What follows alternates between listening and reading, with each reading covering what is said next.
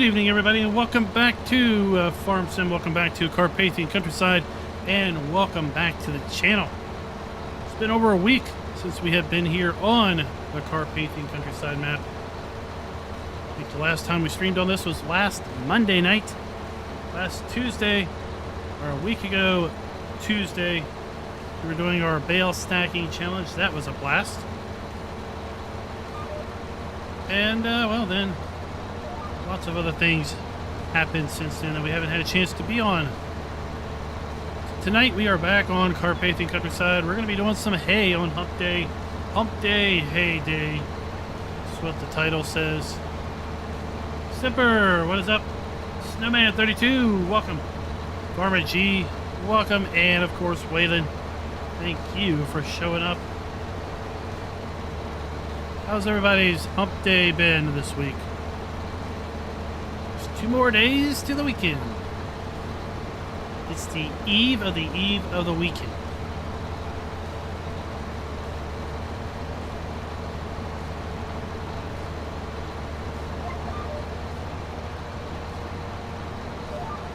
Would love to hear what you all think of the Oxbow pack now that's out. Now you've had a chance to play and use it. Assuming that you picked it up, of course. You had a chance to try out those 2 maps or check out those 2 map videos I published last night. They are PC only maps, sadly.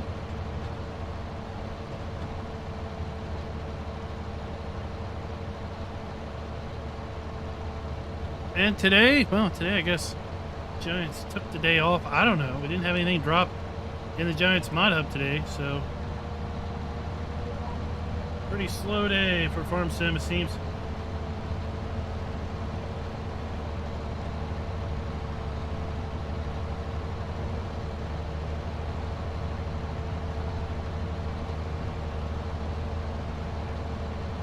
Anthony, that's great.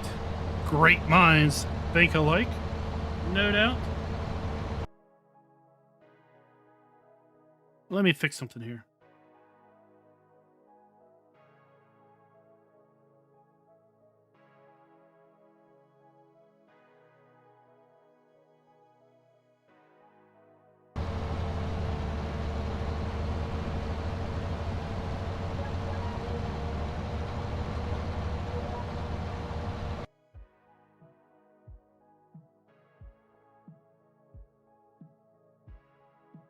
All right, let's see if that's better. That sounds about the same, but we'll go with it. Richard, I think we more animals. We need more animals. We need more animal upkeep options. Return of straw, water, and manure from chickens. I'm trying to think. Well, we didn't have. Those aren't things that we had before, other than maybe through a mod.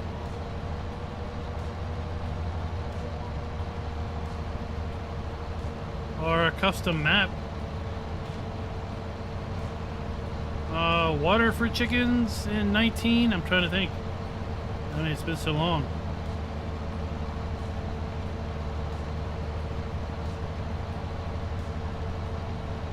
But we had the GTX mod that added water to the chicken coop.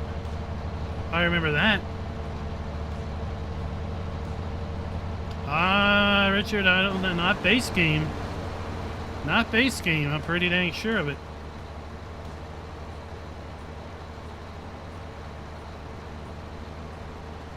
Ah, yes. Chickens poop in real life. I very much know this. Living where I live. It's a bad, bad day outside when they are spreading that stuff. People think cow manure is bad? No. Chicken spreading is awful. The only thing worse than chicken spreading is pig. There was a GTX mod that added water to chickens. I know that.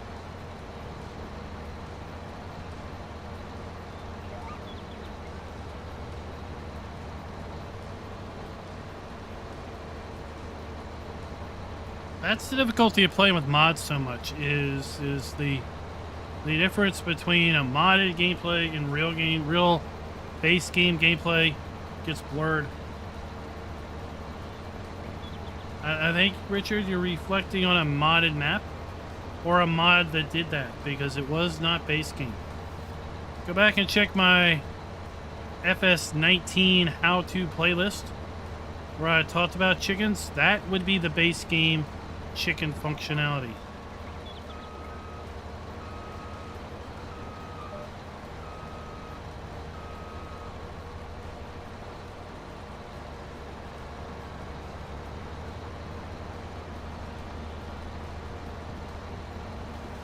We're once again mowing hay on the giant field 17. I've got a hired helper mulching my fields. I've got 2 other fields that have hay contracts on them.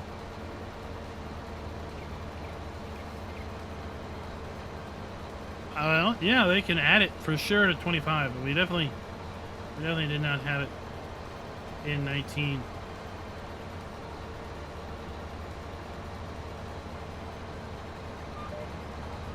I mean, it would be a nice add-on given the Oxbow pack, right?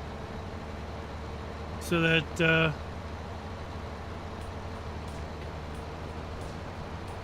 now it wouldn't be solid manure, it would be liquid junk, and it'd have to only come from those giant chicken houses.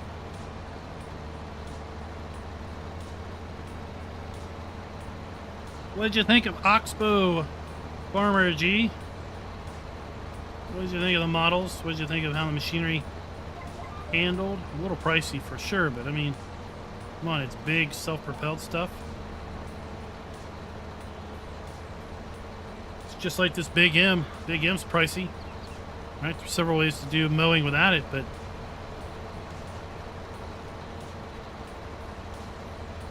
it's hard to beat the Big M as far as just general efficiency and getting the job done.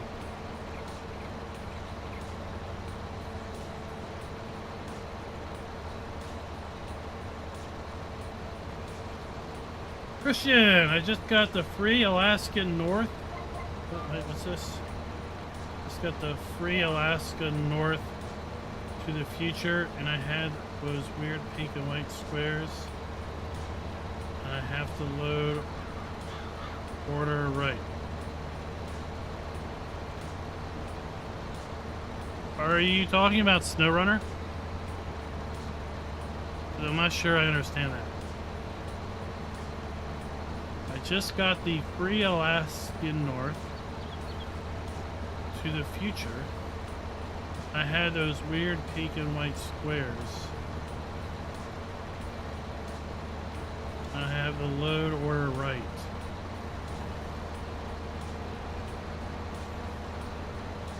ATS.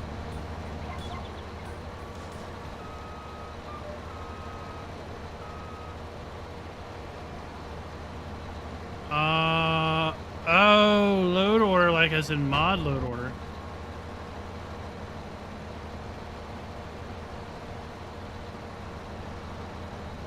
You mean Alaska North was a map? A mod map for ATS?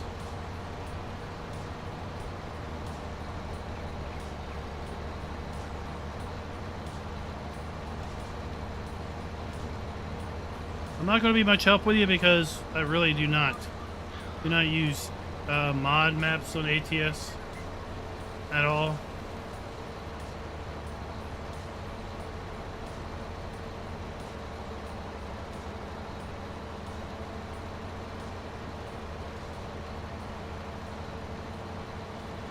Well, you definitely go through more fertilizer with the organic method. Now, in the long run, it's cheaper, right? Because you're not buying the organic or the mineral. But of course, if you're making it, that's a different story.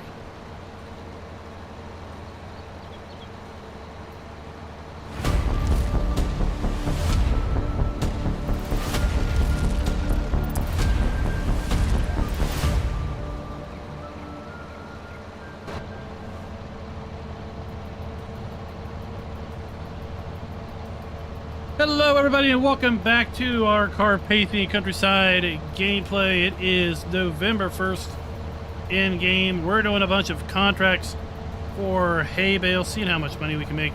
Right now we have $309,000 in the coffers. We're going to finish mowing this. I've got a couple fields to bale. I'm going to try to get those two contracts to complete. And then we're going to move into November 2nd. And work on this giant hayfield. My ultimate goal is to make about $60,000 to $70,000 off of 3 hay contracts. Hay's good money here on Carpathian Countryside, and that is for sure. That is for sure. We also have some news pinned in chat. I'm starting a second channel. We're calling it FK's Funhouse. It's going to be where we're going to be posting, I'm going to be posting gameplay from other things other than Farm Sim. So we've talked about going back to our Forza Fridays once Forza Motorsport drops. That's going to be over there on the Funhouse channel, not here on the main channel. Our Sunday night convoy nights, that's going to be over on the second channel, starting this coming Sunday. City Skylines. We talked about possibly doing a City Skylines run right before City Skylines 2 drops. That's going to be over on that channel. Maybe. Once I finish my first playthrough of Baldur's Gate 3, maybe I'll put that over in that channel. I don't know. Auto Sim Crew, what's up? What is up? The reality is, views and sub counts have been dropping for months. Views and subs have been dropping for months as far as new subs. And I don't know what's going on. I don't know if it's just a general lack of interest in Farm Sim, or if it's the general lack of interest in other things like ATS that are bringing the YouTube algorithm down from recommending my content. So we're going to experiment. We're going to take and move all the FS stuff over to a different channel and see how things go there. But I've got a general clue. I got a general idea that just Farm Sim interest in general is declining. I had the same thing happen between FS 19 and 22.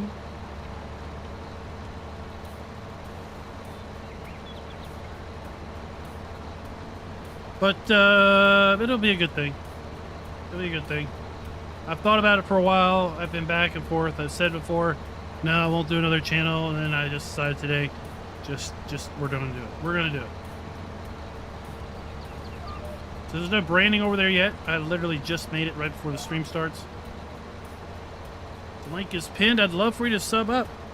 That way you can get notifications of when we post things over there and to go live over there. Well, Auto Sim Crew, that is exactly what I would love for you to do here. Just chill. That's what we do here. We play Farm Sim. We chill. We don't do weird, extravagant things. We just play the game and hang out. We just play the game and hang out.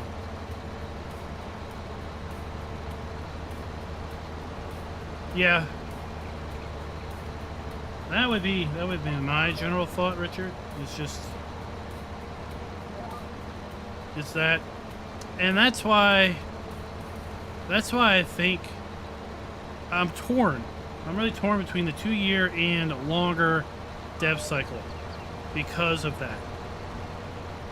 No doubt the longer dev cycle helped FS22 be the product it is. No doubt. But I also know that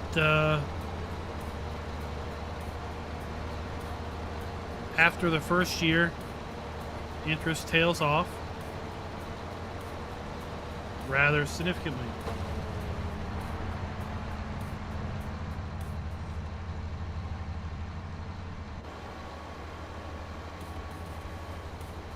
Yeah, Farmer G, I don't know if it's maybe, you know, I'll be honest. I try to be honest with the channel. The DLCs in year 2 have not been wowing. At least not wowing for me. Right? They're nice stuff.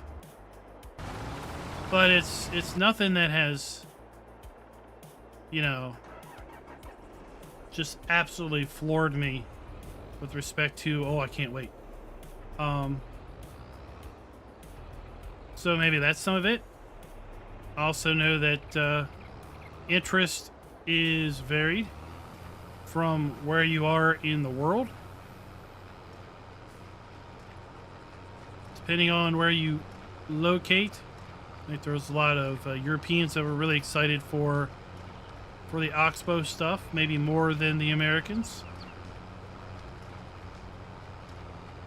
Definitely the Gouville stuff had a significant European interest versus the American interest, and we talked about it during the launch party. Right, 26% of the player base on Steam is coming from Germany. 6%, single digit 6% of the FS player base is in the US.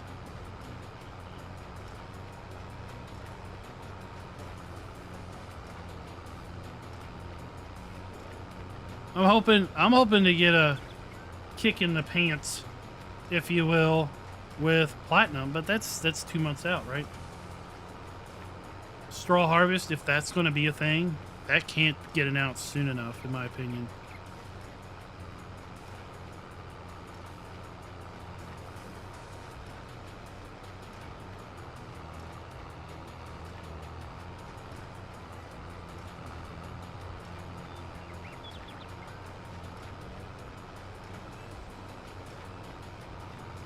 I've been finding it hard to get into any particular map. Been waiting for a map to drop that really sparks my interest to need to move to. But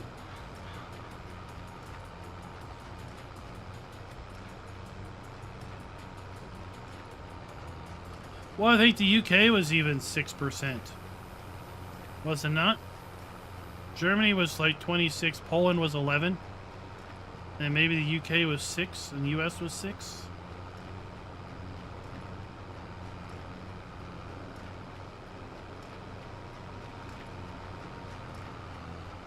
I agree, Richard. I'd like to see more game mechanics. It's right. Brands are, to say it, brands are a dime a dozen, right?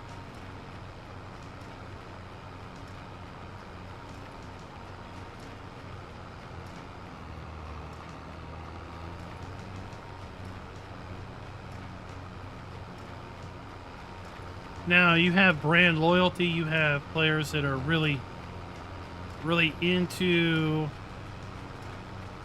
specific brands. I mean, look at the interest that getting John Deere into the game really brought to FS19's release. Right? No doubt that was a big catapult to a lot of people with respect to Farm Sim 19. Kloss was a big one when that came in FS19. That brought a lot of brand loyalty, player loyalty.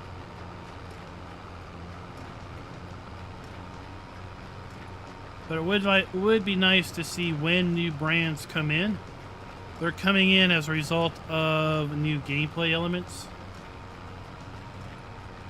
Like Oxbow, they have a lot of vegetable harvesters, specialty vegetable harvesters, peas, green beans, and everything. So that, in conjunction with things like your your carrots, your parsnips, your red beets. That would go along pretty well. Yeah, Bill, I was thinking I was remembering what Raz was saying the other day.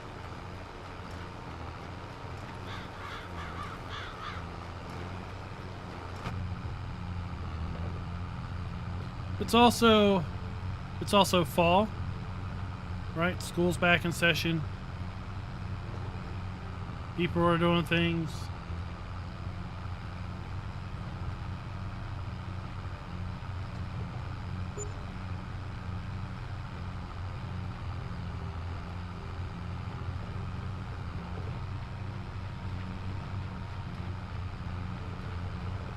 So yeah, we'll start a second channel, and then I'll have much more freedom in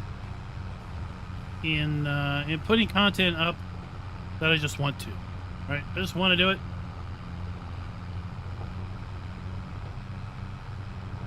That's been my general mantra: is I do what I want, and if people like it, they'll watch.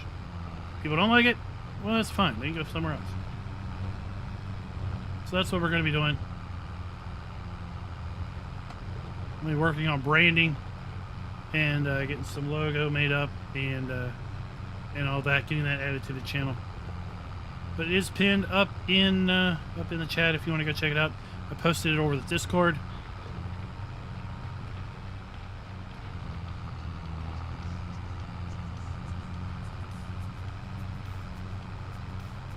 Rabbit Rob, what is up? What is up?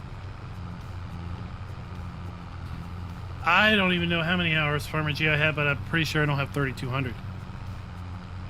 I've been running the Giants eShop copy, and it doesn't keep track.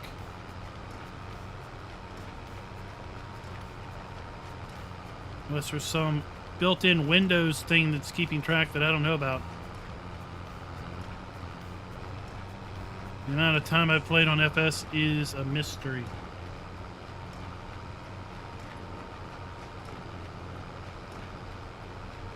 The real Ringles, Ringles, is that it? Ring Owls?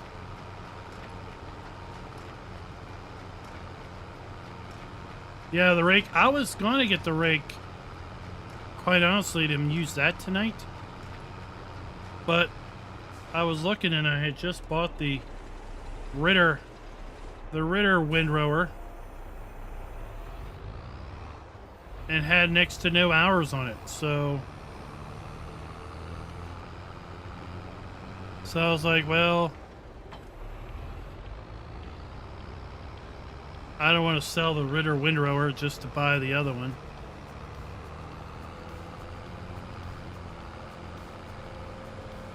Because we are trying to play this one legit, without cheating money in, without doing anything like that. So all the money we have is hard-earned capital.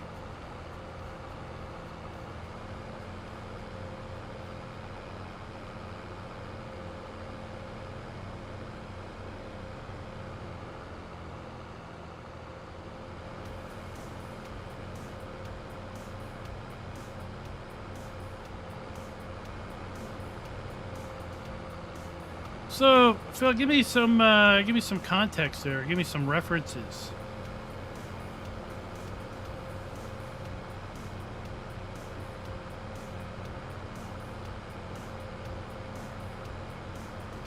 I'm not gonna defend Giants on that because I don't know.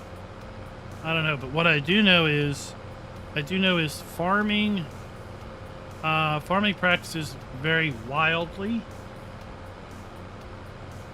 And in fact, something that I've talked with a viewer of the channel about just last week, and I'm going to try to make it happen this coming Monday, if at all possible, is they invited me to their Monday multiplayer.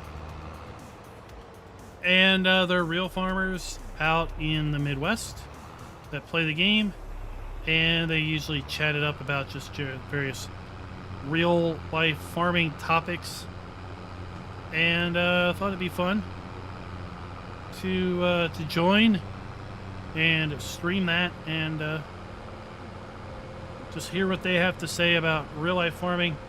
I've not been a real farmer for probably about 30 years. And my experience with that has been just doing hay, putting up hay, various types of hay, alfalfa, timothy, orchard grass, selling those typically to horse folk. Because we did small square bales. We also did crops like corn, soybeans, wheat, barley, so we also had straw.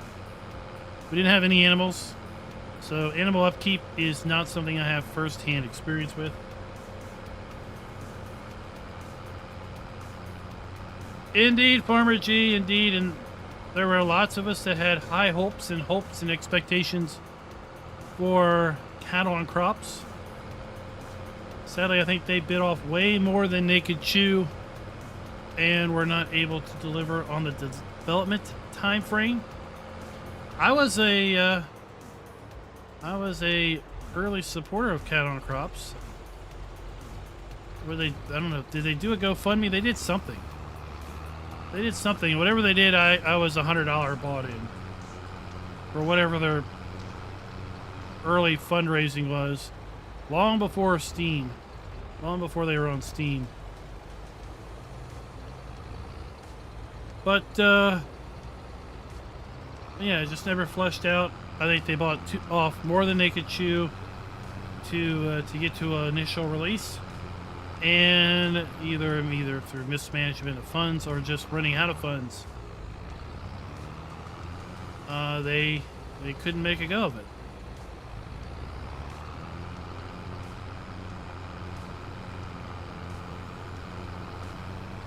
The only real other agricultural games out there are more agricultural management games.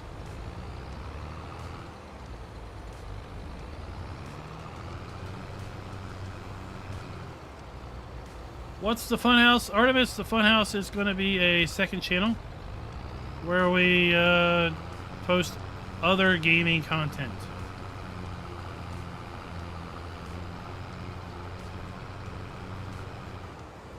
That's where we're going to do our ATS live streams from now on. We're going to be doing our Forza over there. City Skylines over there. This channel will be reserved for Farm Sim content exclusively.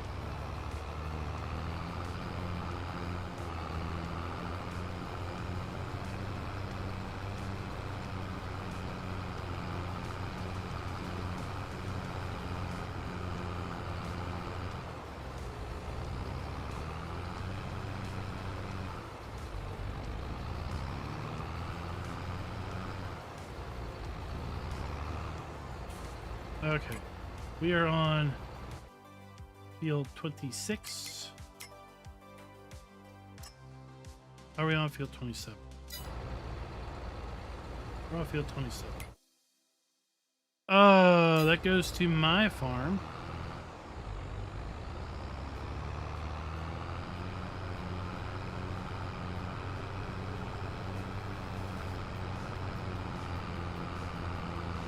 I'm gonna take him to the Cyto King.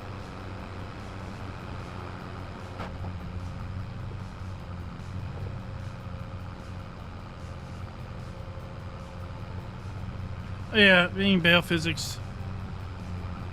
Bale physics are a lot better than they used to be. That's for sure.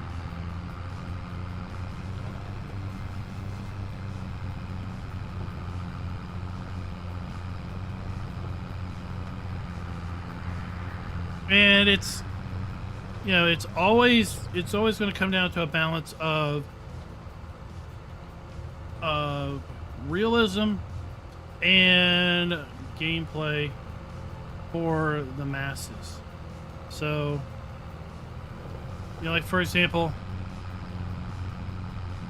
some of us would like to see having to maintain your vehicles, not just drive it up to a trigger and hit a button and pay money, but to kind of like the what's that car mechanic simulator, having to, you know, pull your tractor up to a shop, walk up and you know, change the oil filter, change the fuel filter, grease up the various points, check fluids, right? Not just walk up to a fueling trigger and hit F or R to fuel, but to you know, go up to the fuel cap, take it off,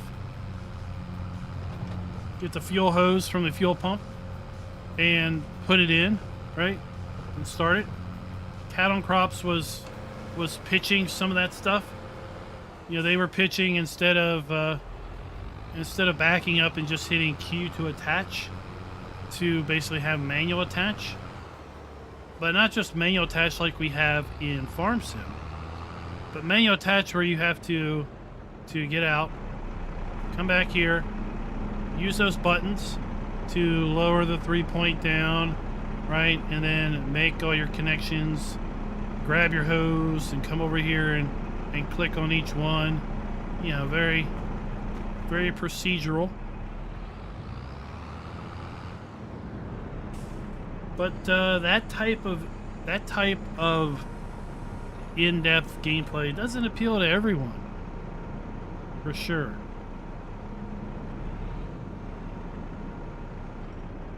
Right, so there's always going to be a kind of a balancing act that they want to do, make their game appealable to young children, to city slickers like Rabbit Rob.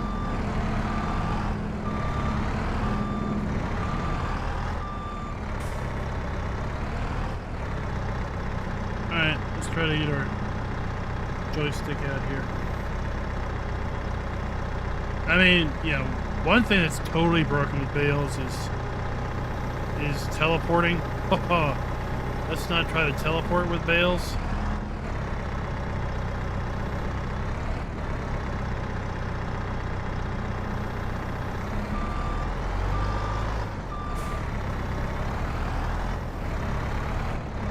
Bad things happen if you teleport with Bales.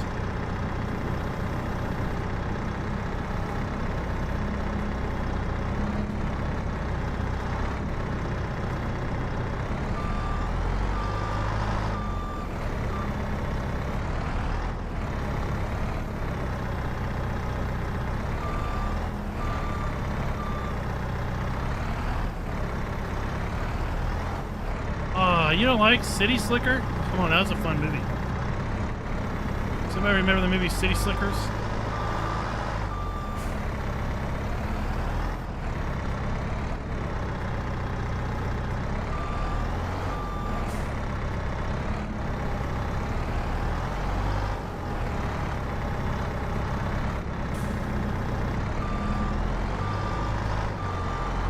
City Slickers was fun. Tell you another. Who watches HBO and saw the show Westworld? I haven't seen Westworld in a long time. I saw the first season of Westworld.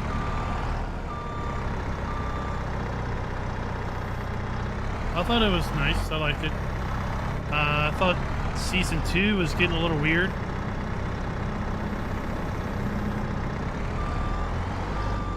We completed our contract. Hold on.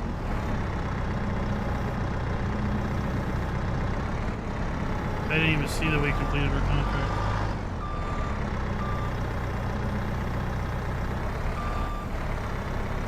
So we had so at work we used to watch. We don't post COVID anymore. We got out of that habit, sadly. But we used to watch. That's how you pull a bale out of the mixer. But over the summer, we would watch shows at lunch. And we watched the first season of Westworld because the guy at work had the HBO streaming package. And, you know, the first season was interesting. And our general thought process was that when they wrote Westworld Season 1, they really honestly were not expecting it to come back for a Season 2, because it's just like Season 2 is just so, like, not a continuation of 1. It's like you wrote yourself into a box with Season 1, and you were trying to figure out how to get out of the box, and you did a really bad job of it.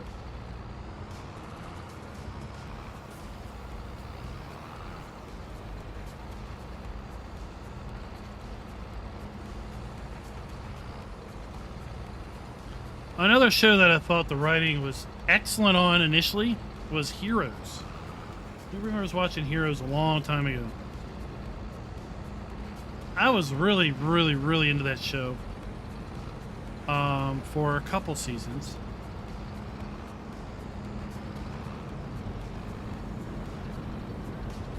The writing kind of drew me in. Each character, you know, kind of had its own, their own little story arc. And then it just got weird. Like after, I don't know, maybe Season 3 or something. I don't remember, but at some point, like, literal clowns showed up. And it was like, what?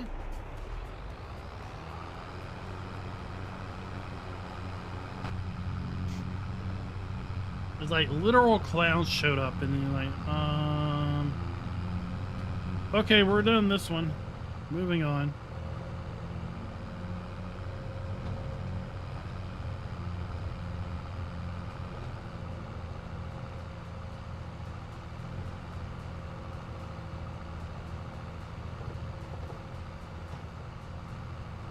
Bartos, what's up? I haven't watched TV in a long time. I don't even know what's out there now.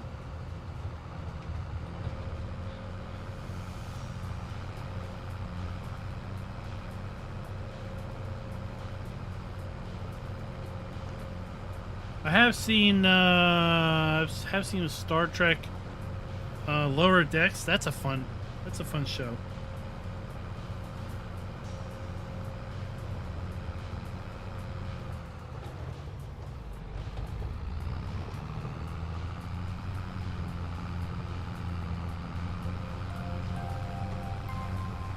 What's One Piece about? What are your all's thoughts on Oxbow now that you have a chance to play with it? Those of you that picked it up. Farmer G saying he was spreading manure. Spreading that liquid gold on the fields earlier today. First time ever.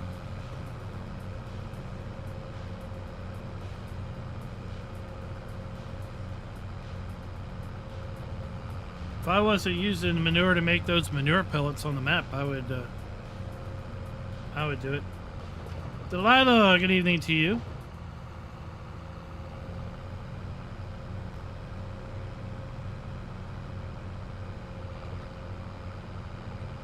Live action of anime.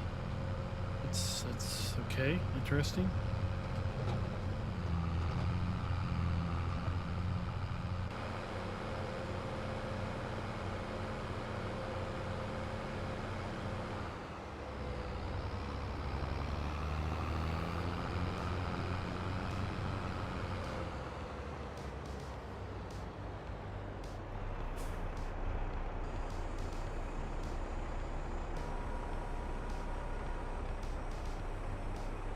Slurry spreader now, huh?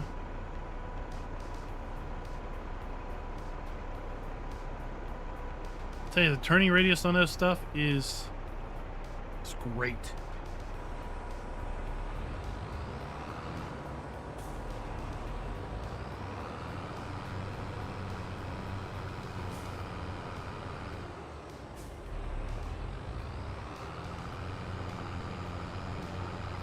Definitely not for everyone though, right? It's definitely not for the small farmer, the starting out farmer. But really the small and or starting out farmer, you wouldn't be buying big self-propelled equipment like that anyway. White Farm, that's a small map. That's a nice one. I like that map. I kind of wish that map was bigger.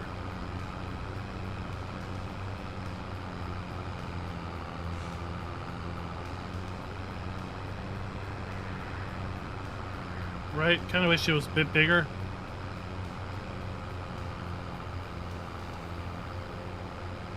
That's the one with the church. Right? That's the one with the church out in the middle of the field.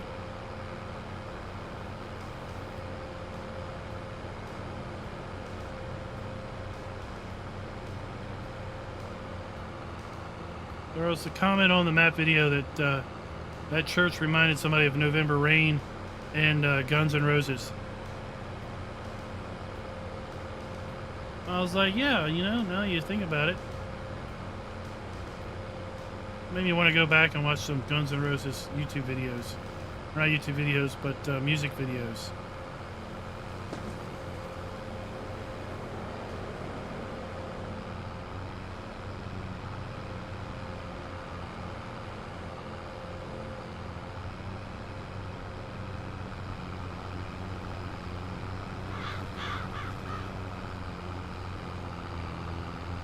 Westbridge Hills, FS22.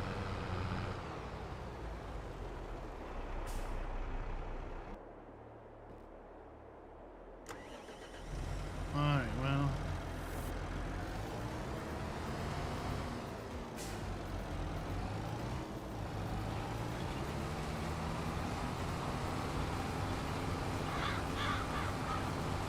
Let's get this guy done mulching.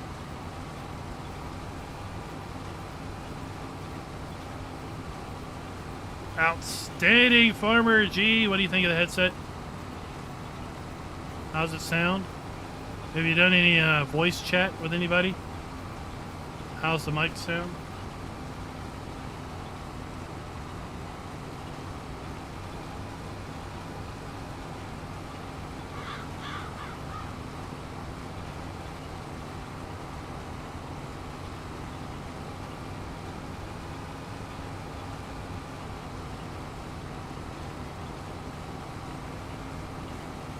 What did you go with? What did you go with? Yeah, I've seen Raz's thumbnails. I haven't had a chance to check any of his stuff out.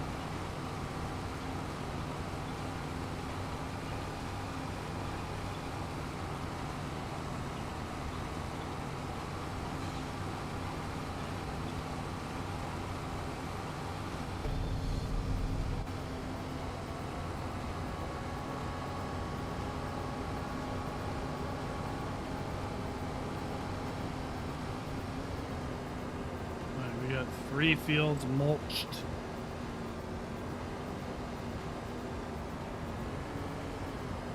USB, I agree. I agree. Headset should be USB. I've had least trouble with those.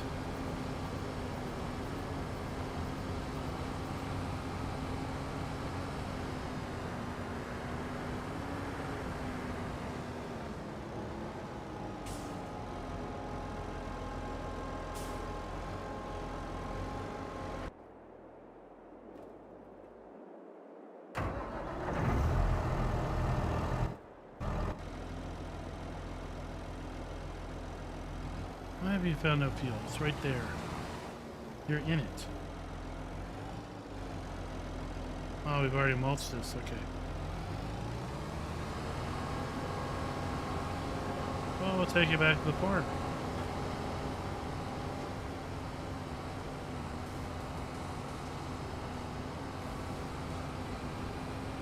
Just a few days too late, Farmer G, to be a part of the darn launch party.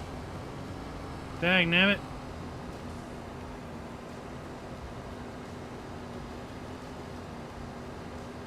So yeah, next Monday I'm gonna try, assuming there's no map drop.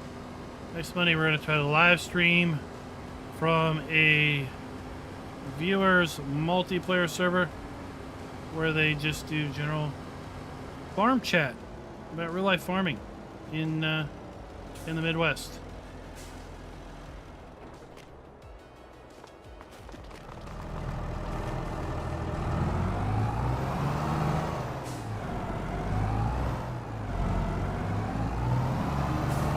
use this tractor to run the baler.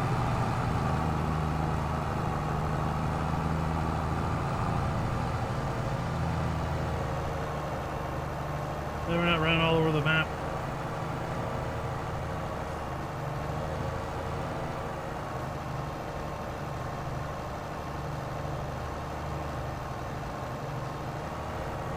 Oh yeah, wait, is that when Steam dropped it? For you, it'd have been late afternoon, like around 4.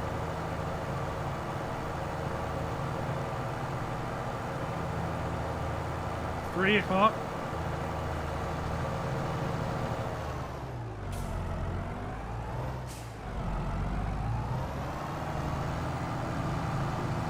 Dwayne, what is up, sir? What is up?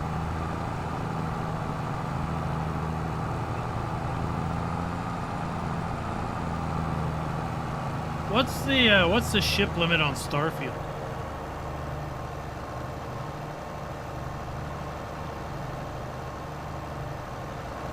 I saw somebody's at the ship limit.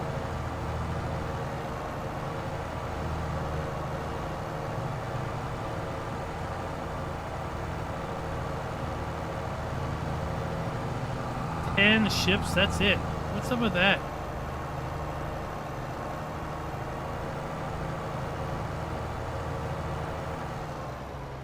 That's ridiculous.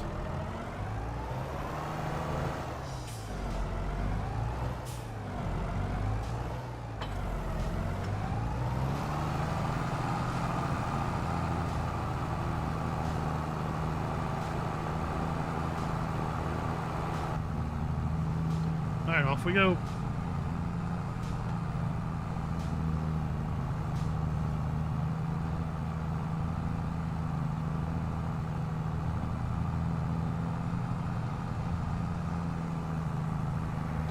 Well, the key is now it's out, right? We know about everything, but man, oh man. If we're getting straw harvest this year, I'd like to hear about it.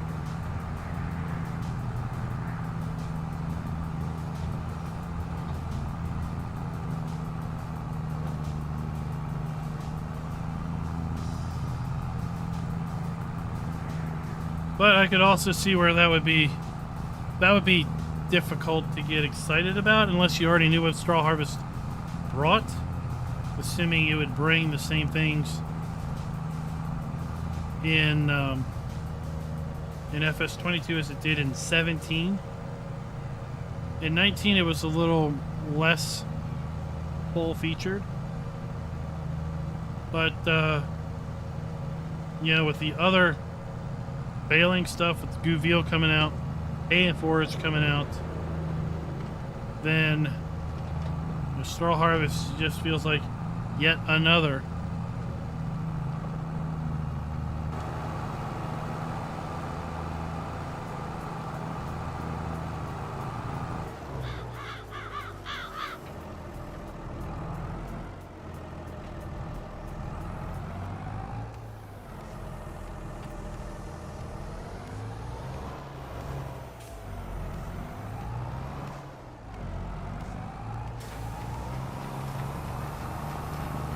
Yeah, Schultz is always out in space anymore, right? It's not like he's there with you. He's like a real life boss.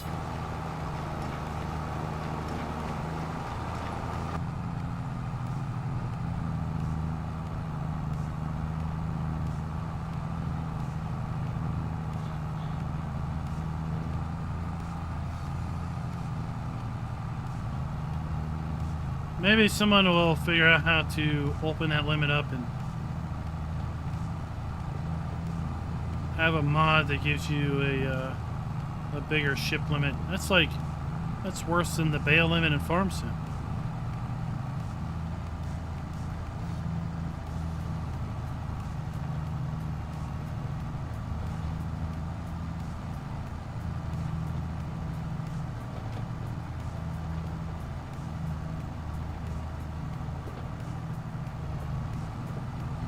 Is there any practical reason to limit to 10?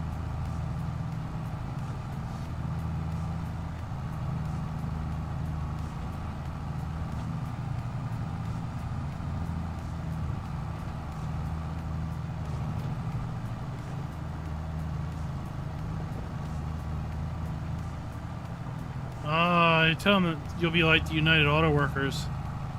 You're going on strike until you get better wages. Do they store them all in the same place? Like it'd be a performance issue rendering 30 ships?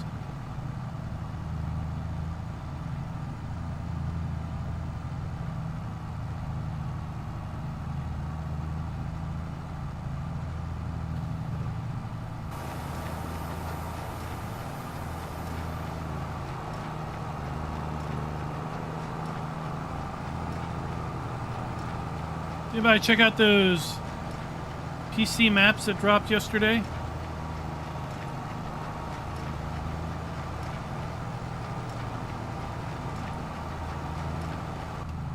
I had high hopes for the Polish map, but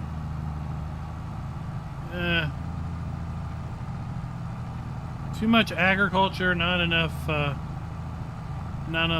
other stuff.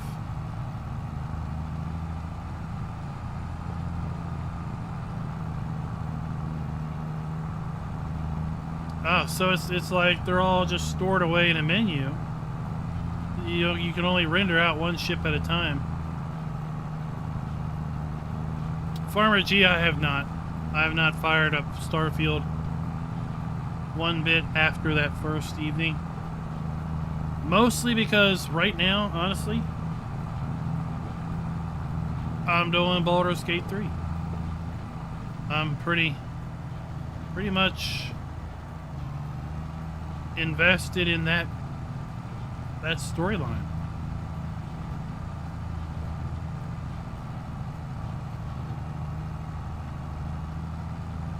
When I get done here tonight, I'm firing it up. I thought a little bit on the way home about, do I stream tonight or do I just play Baldur's Gate 3? Last night after I got done the map videos, I played it for about an hour and a half. Then I went to bed, kind of early, but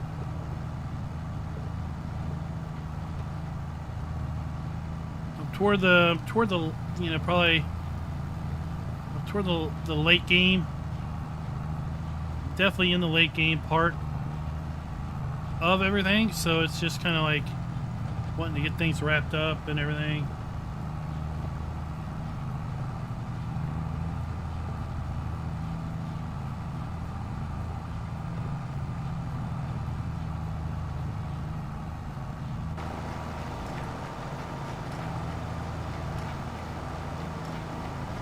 I want to try to push and get this through, this gameplay through, experience as much of it as I can, and then I don't know when I'll come back to it.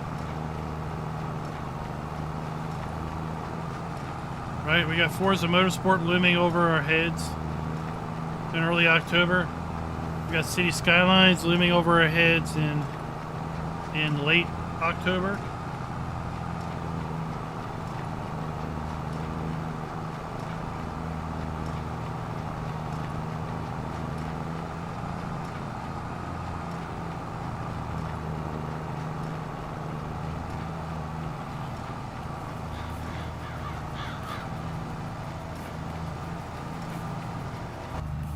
And what I would need to do is I would need to put some number of hours in Starfield offline.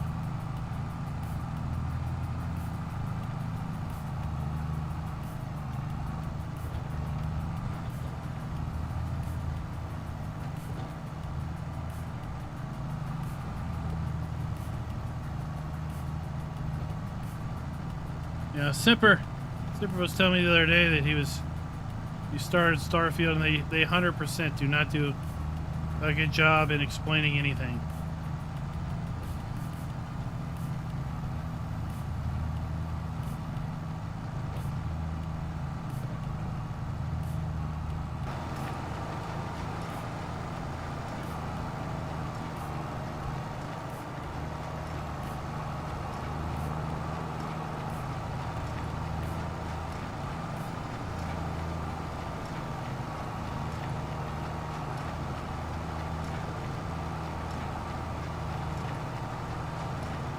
skip this whole row. Where are we at with this contract?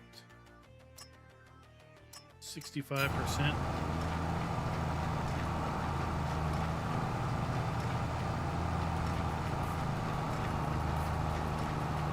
And I suspect there are commonalities between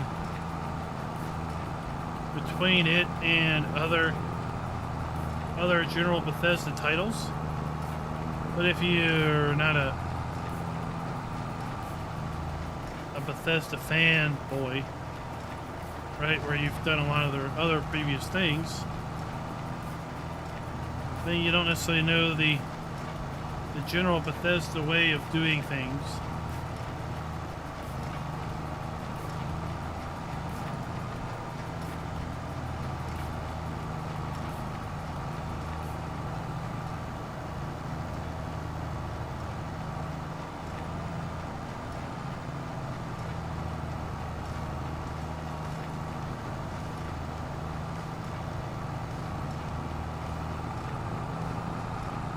Some interesting news is coming out as of late related to Microsoft and Xbox. Have you all seen the data leaks coming out of Microsoft as a result of some FTC litigation?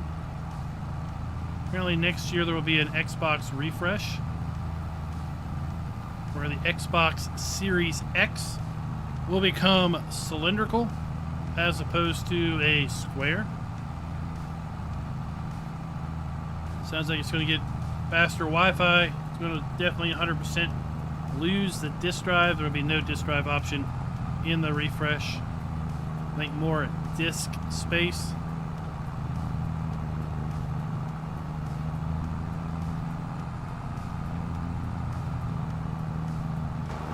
And something about a new controller that I guess is more immersive.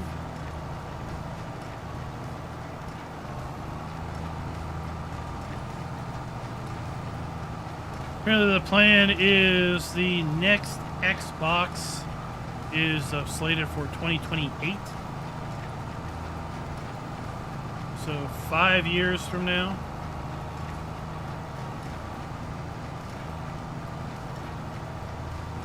So at that rate, I think the next Farm Sim will be, right, will be for Series X, and probably the next one after that will be for Series X as well.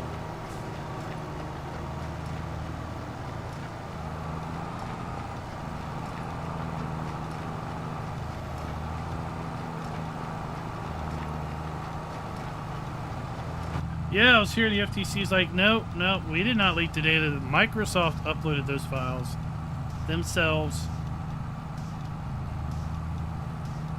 They put them there, we didn't.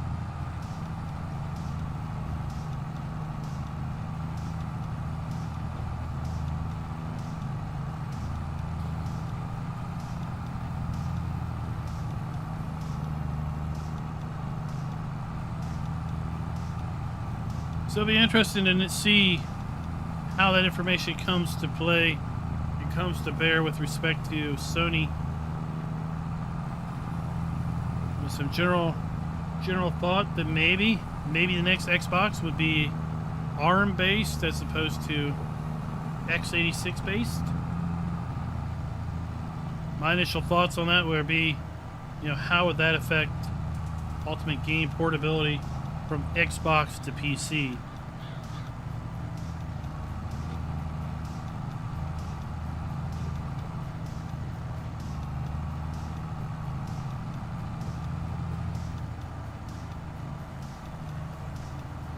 Yeah, I was hearing all about that.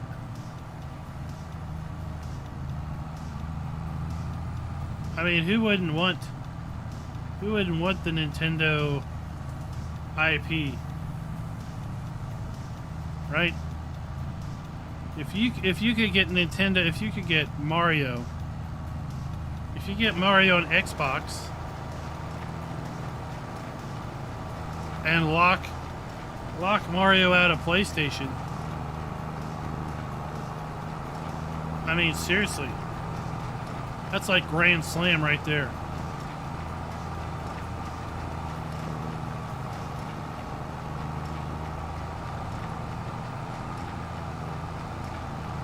Nintendo keeps their IP locked away like no one else.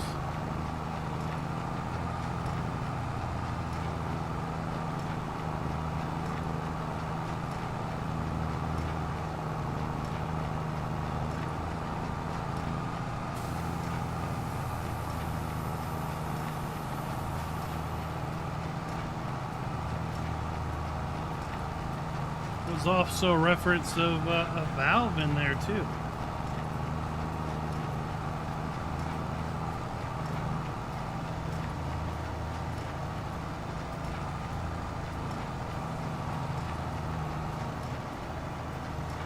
Yeah, the idle musings of an executive.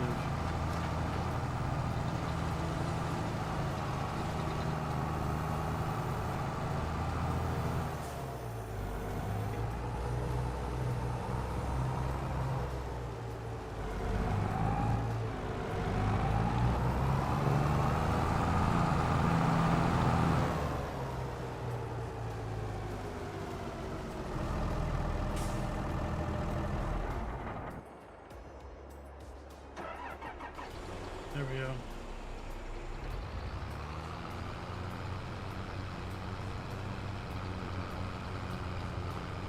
Yeah, I don't know. What would they want with Warner Brothers?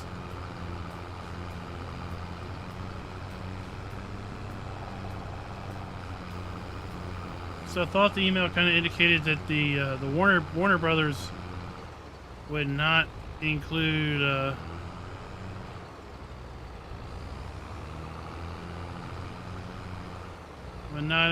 like you know, the back catalog.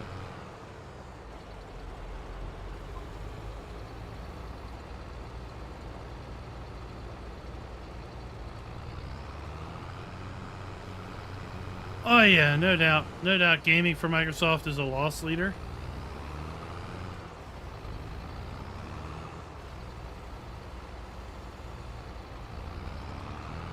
I mean, their money is in the enterprise.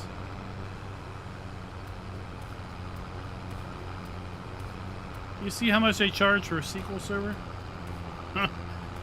Their money's in the enterprise.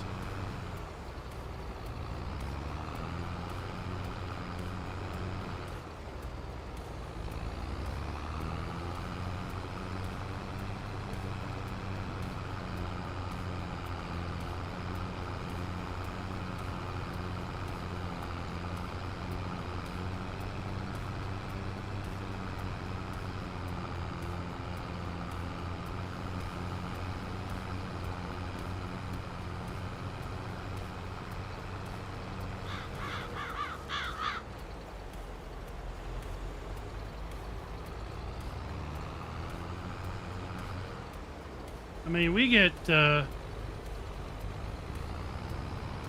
Microsoft licenses for dirt cheap, and we're still spending upwards to $90K on licensing them a year. Where does this go? To sell everything. Off we go. To sell everything. To sell everything.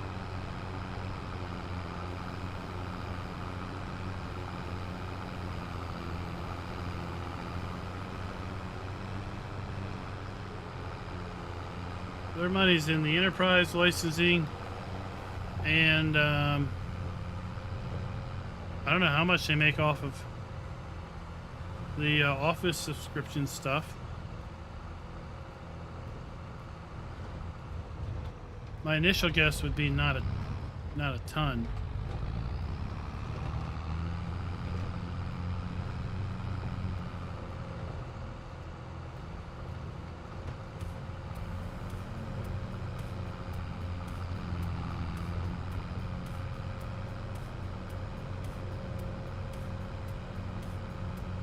And they both, Sony and Microsoft both lose money. They lose money hand over fist on the consoles, at least for the first several years.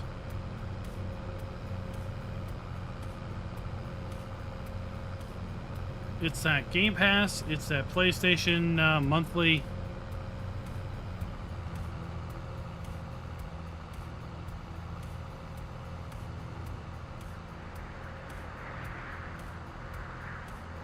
Yeah, $52 billion.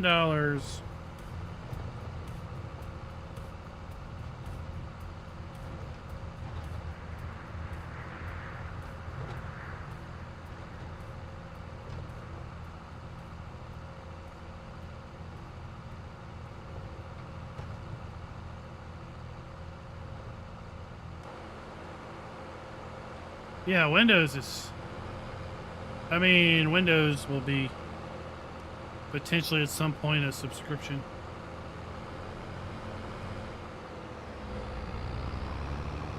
Maybe. I don't know.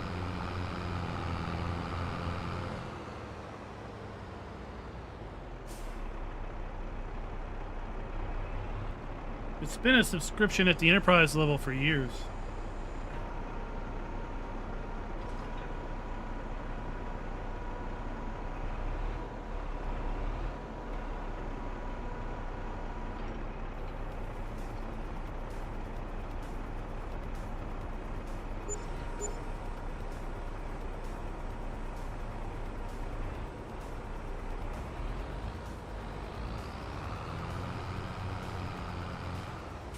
All right. So the next set of bales we collect, we're going to go and figure out where the big field contract delivers.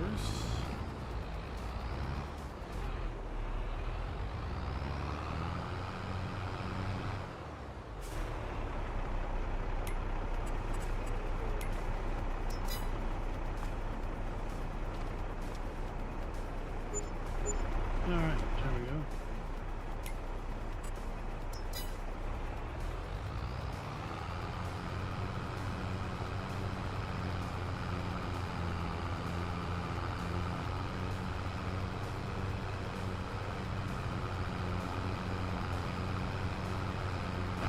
Well, 10 billion is pocket change to an international company,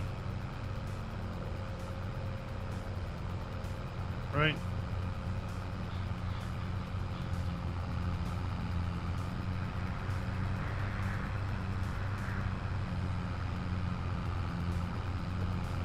I remember a long time ago, probably, I don't know, maybe as far back as 20 years ago.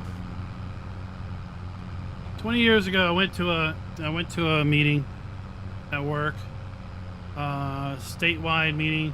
A bunch of other schools were there, and they were talking about the new licensing scheme from Microsoft. It was called the Campus Agreement, and the Campus Agreement was moving to an annual agreement to license all of your software products, and you could lock in the prices for 3 years at a time with this annual agreement. And up until that point you had to buy, like, let's say Windows licenses and buy Office licenses, right, by seat, a number of machines. So, you know, your business, your enterprise would maybe have, let's say, 500 seat licenses to Office. So you could install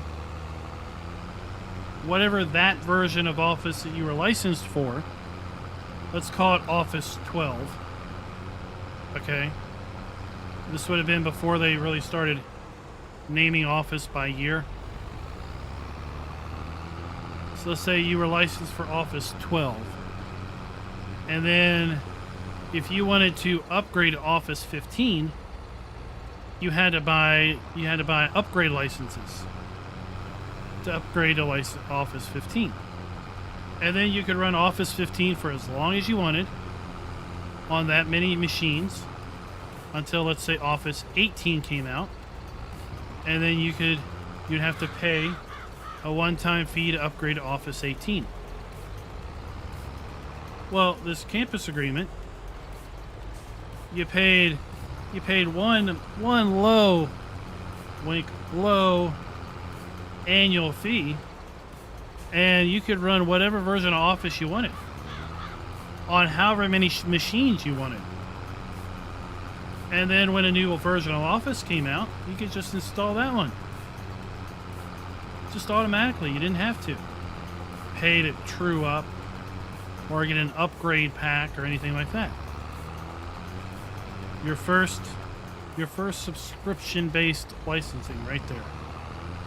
20-some years ago.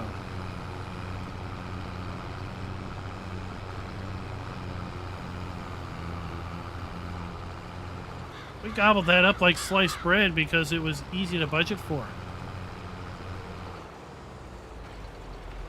We didn't have to go out and try to get a bunch of budgetary money to upgrade from Windows XP to Windows 7. We could just upgrade whenever we wanted to.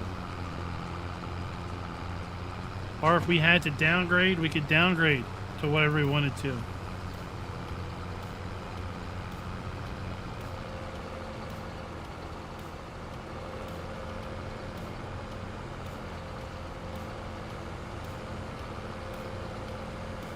That's been morphed more times than I think now into the current product offering of Microsoft 365. That's what they're calling all their subscription products now.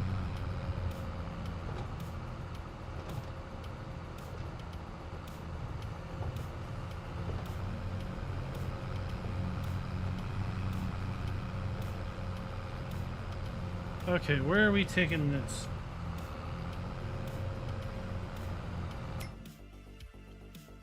To the animal dealer.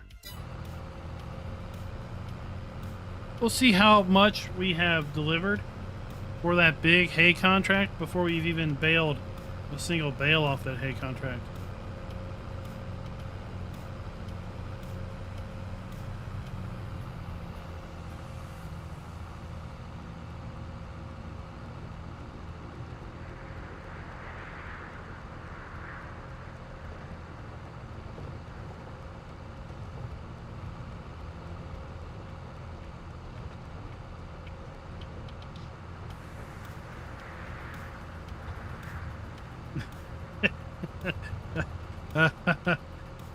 Well, yeah, you're paying for it every day. If still from an enterprise standpoint, from a business standpoint, I've got one fee every year. I can budget for that. Right? When I want to upgrade the enterprise to Windows 11, I just do it. I don't have to go out and figure out how many machines I own and what the upgrade cost per machine is, and figure out what my total cost is going to be to convert my Windows 10 licenses to Windows 11 licenses. I don't have to true up every so often when we go out and buy new machines to, you know, install a new lab somewhere, or just new staff, new faculty, because it's not licensed by that anymore. It's licensed, you pay based on your employee count. It's an interesting formula, but you pay based on knowledge seeking workers. That used to be the terminology they used.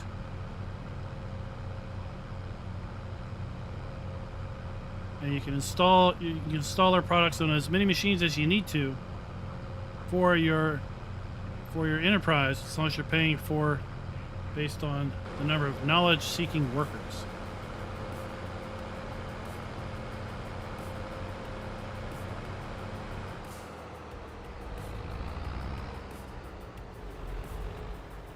Some days I feel you could get a degree on just Microsoft licensing. I've told him before, I said, I can ask 10 people in Microsoft the same question and get 10 different answers around licensing.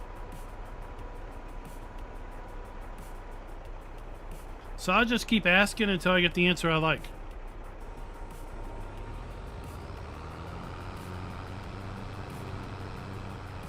$27%.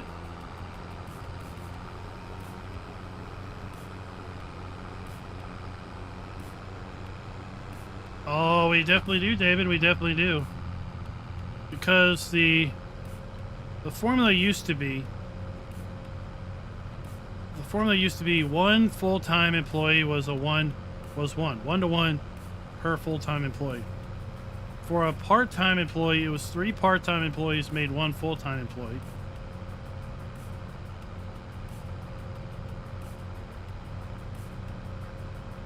So you had to factor in how many full-time employees did you have? How many part-time employees do you have? Knowledge-seeking workers. Okay? That little flag is people who need to use a computer in their daily job. So the terminology isn't most PC, but so your facility staff, your housekeeping staff. At one point in time, we owned a horse farm, and we operated a stable. So your stable workers, they're not knowledge-seeking employees because they're not having to use a computer to do their daily job. So you don't even count them at all in your count. But then it got even more confusing because, see, students don't count. Students get all this stuff free because we pay for the adults, right? But knowledge-seeking worker. So what about student workers? Well, if they're required to use a computer in their student working position, they were knowledge-seeking, but they're a student. You can't double dip, Microsoft. You can't double dip, right? So then I had to go back and figure out how to refine those rules because, of course, they didn't think it all the way through.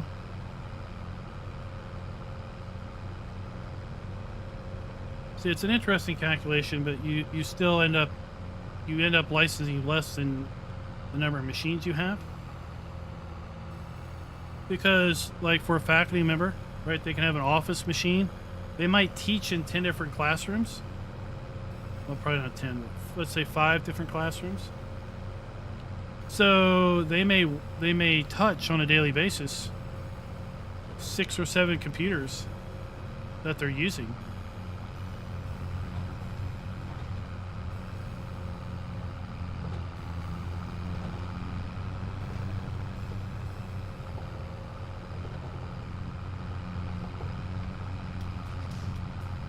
That's fun. But that's the kind of the origin. That was the origin of... I thought I picked up all these bales, but I couldn't remember. That was the origin of kind of subscription-based licensing. Now that you go back and look at it.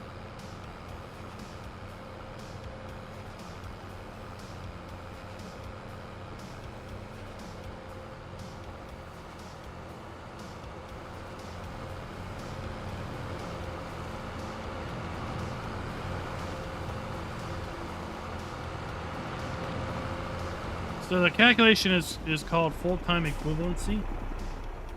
You calculate out your full-time equivalent employee number.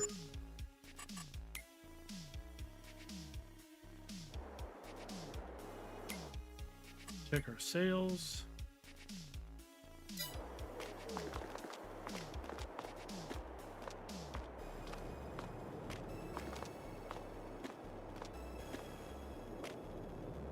Check our sales one more time. That's a seeder, right? That's not a planter. Yeah, okay.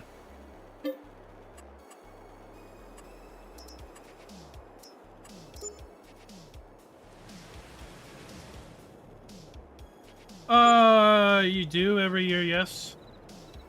Yes, technically, because you might hire new staff, right? You might hire new people. For us, in higher education, we have to report the FTE number to the government every year anyway, for certain regulations. So we're already doing that calculation, basically. Oh, whoever really uses this thing? Does this thing ever get used by you all?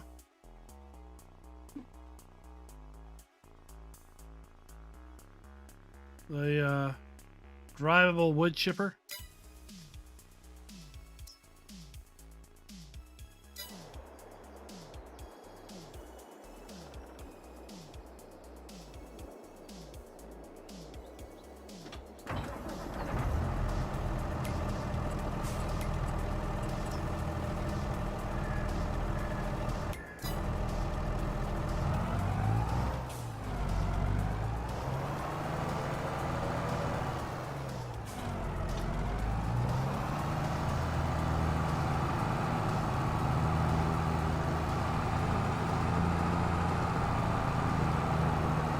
But they have, right, there's language in place where you can sign a 3-year deal to lock the price in. You report a new number every year, but your number can only increase. You can't decrease your number over the 3 years. So you can true up. You can true up every year with a higher number. But if for some reason you downsize, right, you can't true down to the downsized number until your 3-year price lock-in is over.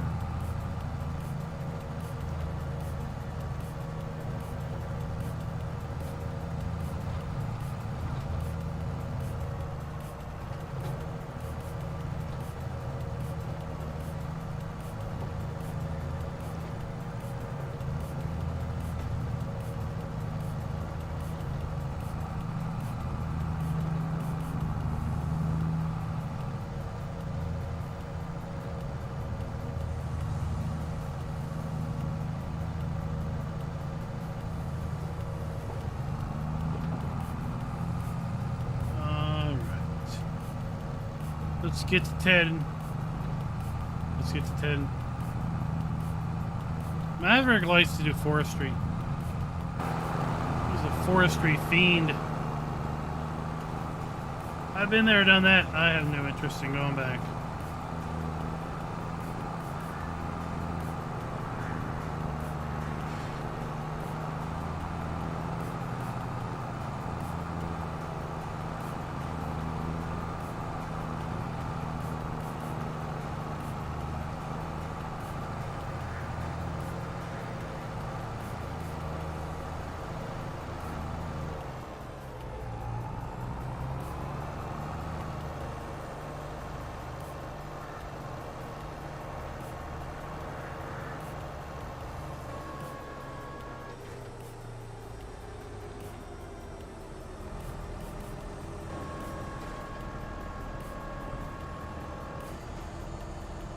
Go.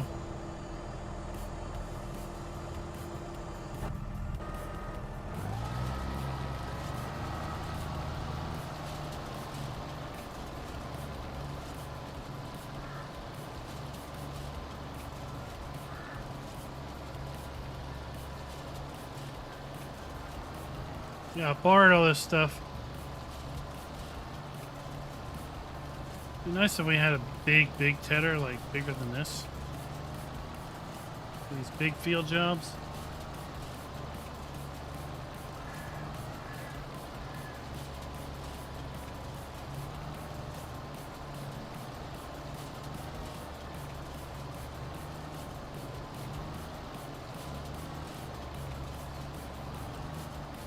It's November. I don't have to worry about animals reproducing until tomorrow.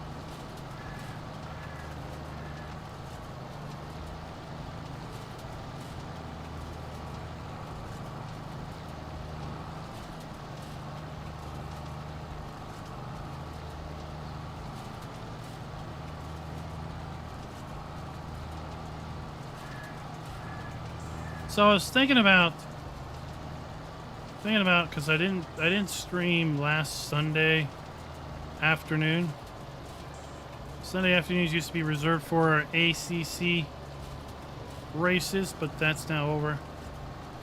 And I didn't stream last Sunday afternoon, but I was thinking about it. I was thinking about it this week. I talked about getting back to City Skylines for one last run before City Skylines 2 released for kind of two purposes. One, to get kind of back in the mindset of how City Skylines functions, to be more in that mindset when City Skylines 2 releases, and two, to be in a mindset to be able to kind of compare the two.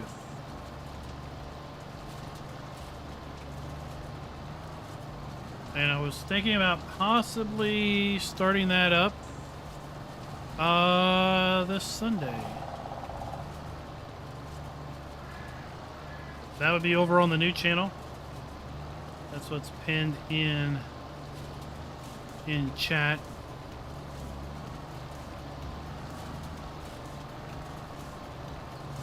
You're starting a new city on a new on a blank map, and seeing how far we can build that up in the coming weeks leading up to City Skylines 2's release.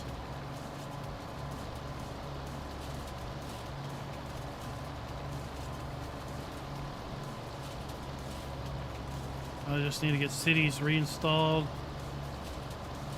and pick a map.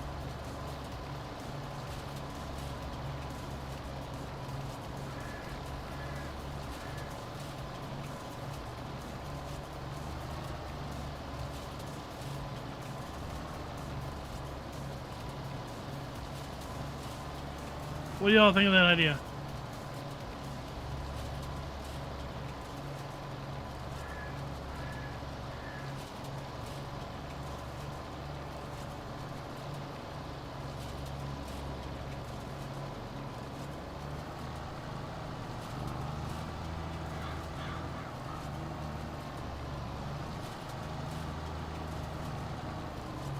There we go. Almost all the way around.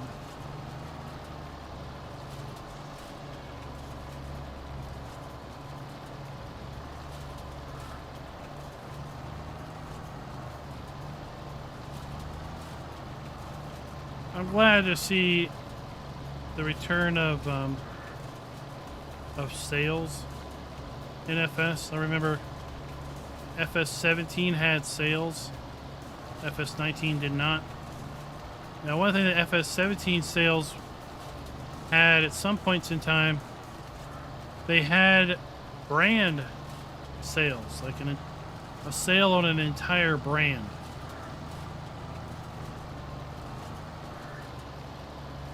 I remember when I was playing FS17 on Goldcrest Valley, I had just found all 100 nuggets. I had just gotten that $1 million. Right, I thought I had more money than I'd ever need. And then, like the next day, New Holland's went on sale. Everything New Holland was between 10 and 20% off.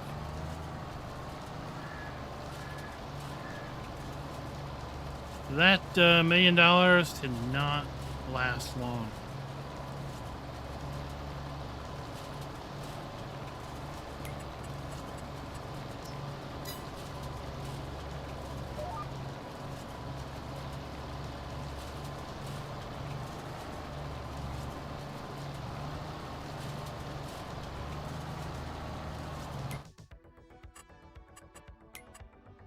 Any other good contracts coming up? Beets, corn, beets. Nope. This will be the last contract we do this year. We won't be doing any more in December. Probably next time we stream this map, we will be We'll be in spring.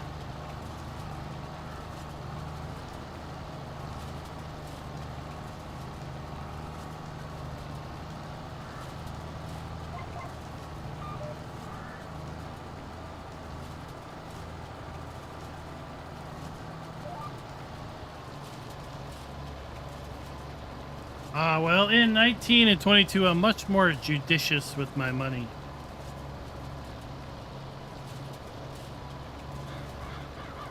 When I first started playing the game, man, it was like, I couldn't figure out how you made money.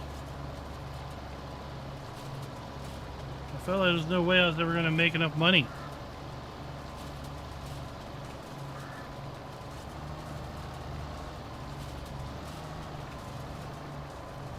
Then it's like you always get to that point where money's a bit of a struggle, and then next thing you know, it's like, yeah, money's not a problem anymore.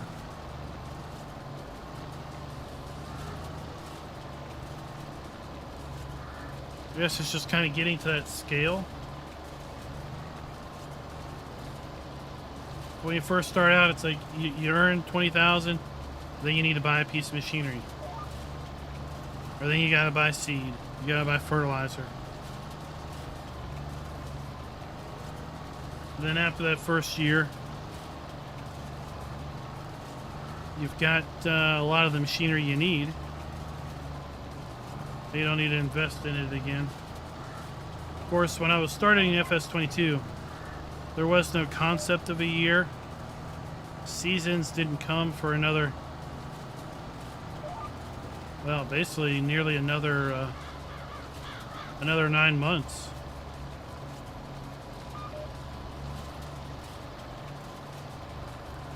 So it was your normal gameplay at that point of wash, rinse, and repeat every couple of days.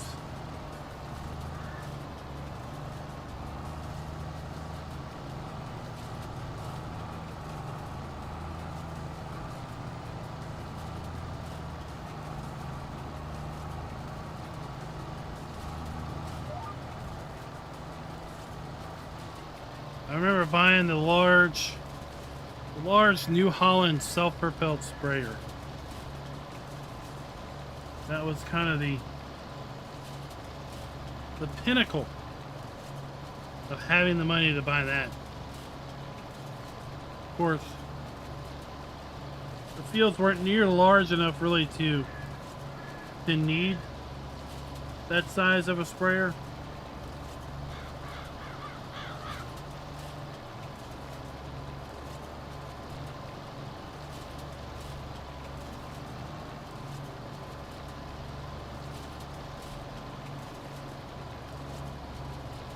I think that's some of the maybe the pitfalls that new players come in under is wanting the biggest stuff, wanting maybe the best stuff as soon as possible.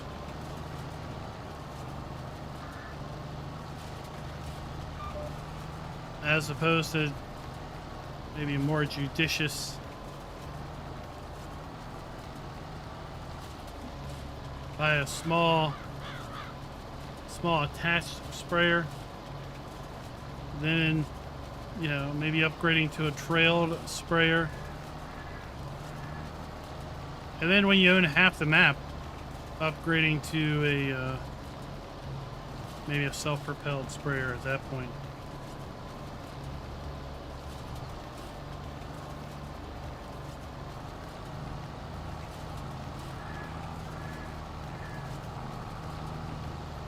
At least that's how I think now.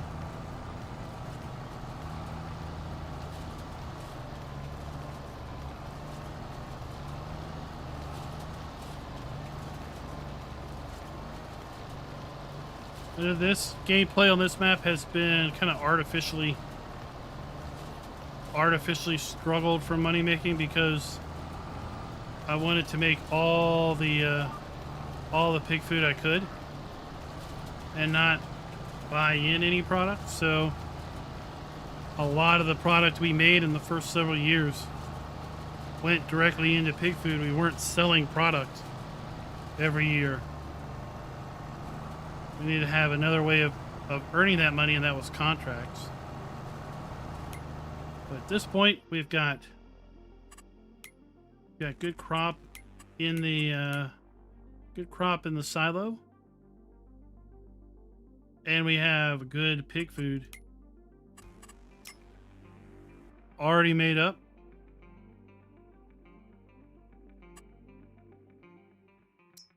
Same with respect to TMR, already mixed up. So now we can have even more money rolling in because we can start profiting from our crops as well. But I need to save money now because I need to buy a field this spring. We didn't plant any cereal crops, wheat or barley. We're going to need wheat or barley next year. So we're going to need to buy some fields of wheat or barley. This field's $531,000. This one is $217,000. We could buy that field right now. That's not barley though, is it? No, that's not even barley. I don't want that field.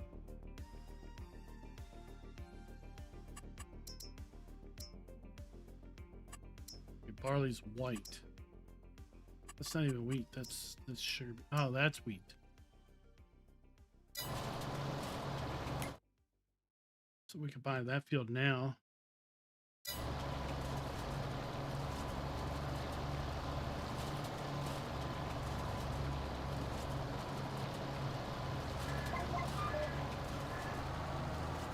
Might do that next time.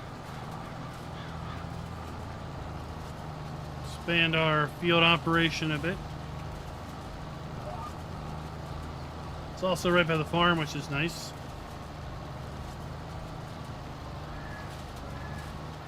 Let's see what other fields we have here.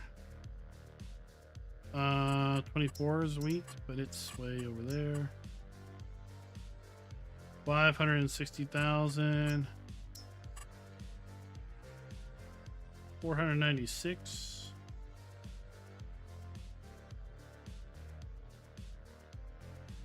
550. 212. It's a bit far away, other than, I mean, it's not too far for our chickens.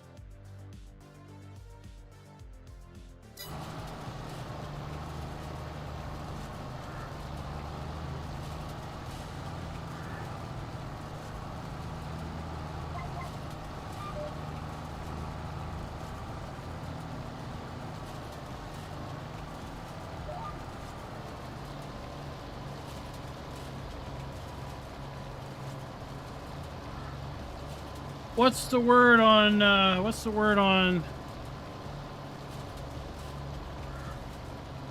what's that map from Auction David he's working on? What's the word on that one?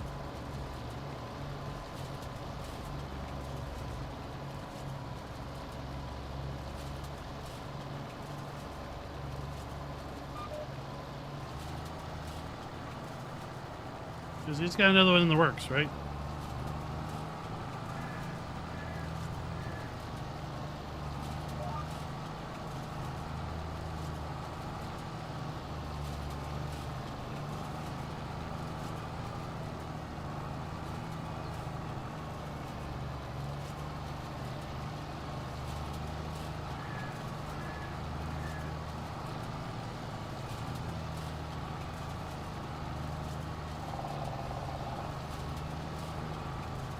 Got a horrible memory for all that stuff.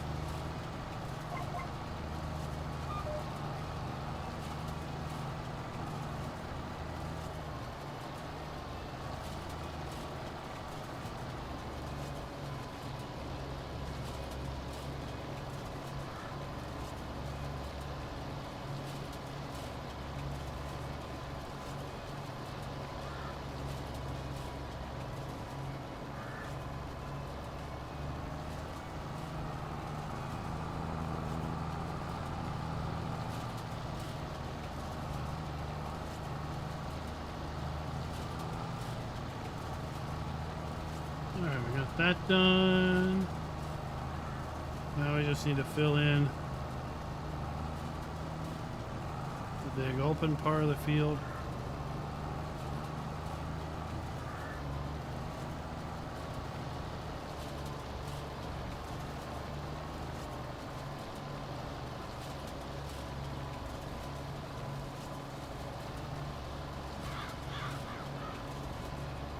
Then we'll be in a position to start windrowing,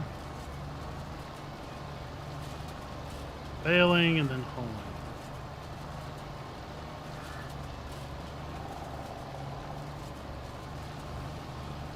We already have 27%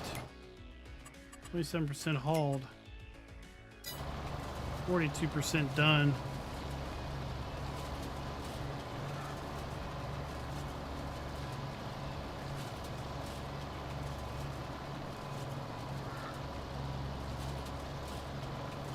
This will make turning around easier.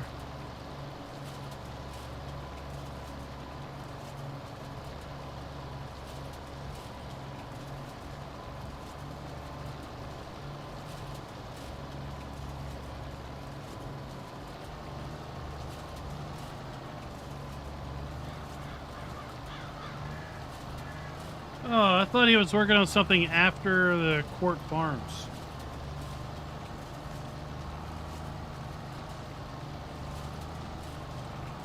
Maybe it was Court Farms that he was working on.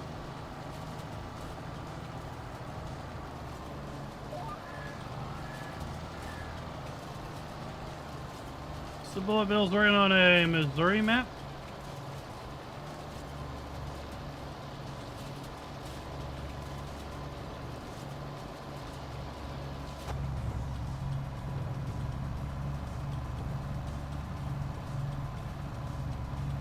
As you started posting images of that one?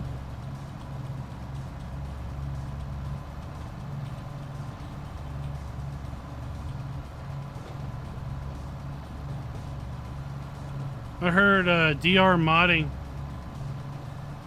was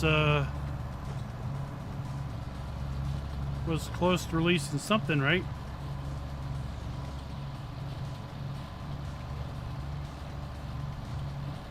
Is that still in works?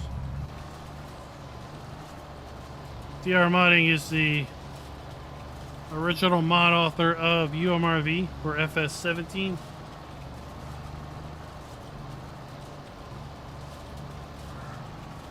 DJ Modding brought UMRV forward in FS19 and 22.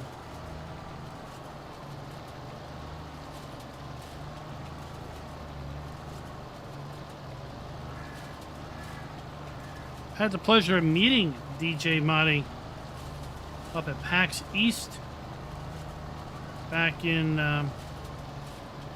March.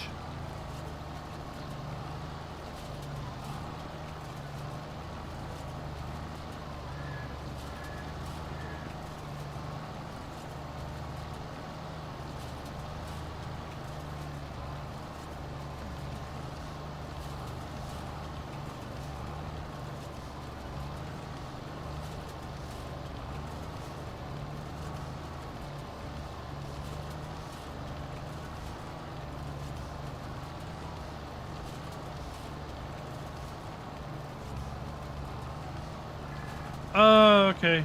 Okay.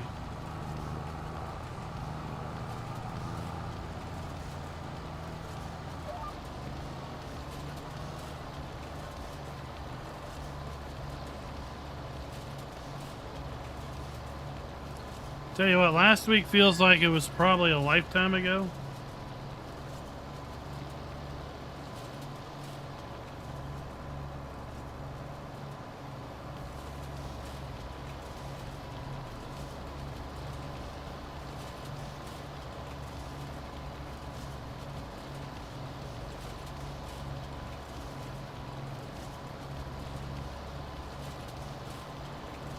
Was DR Modding doing the Alma, Missouri map? Or was that someone else? Probably was someone else.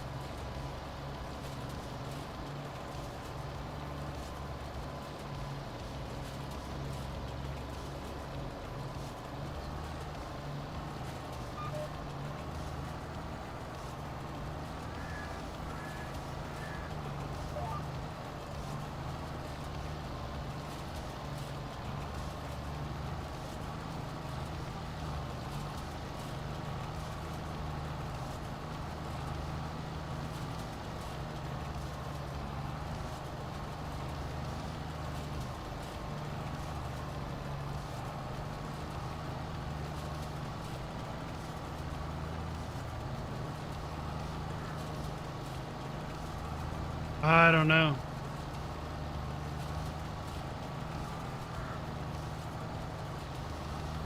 Cello Buki? Is that how you say it? Is that over on Itch?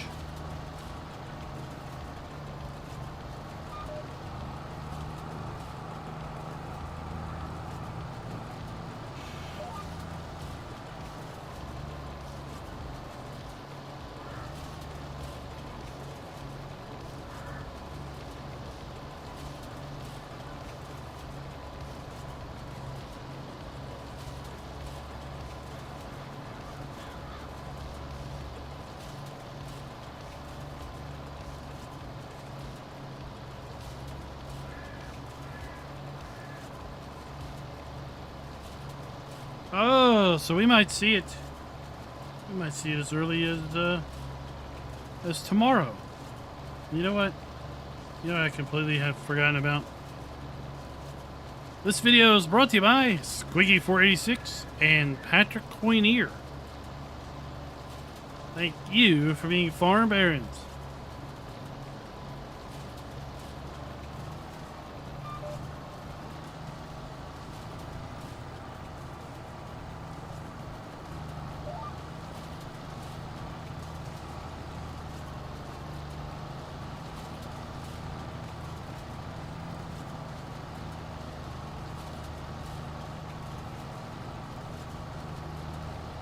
Tell you what, living in blissful ignorance about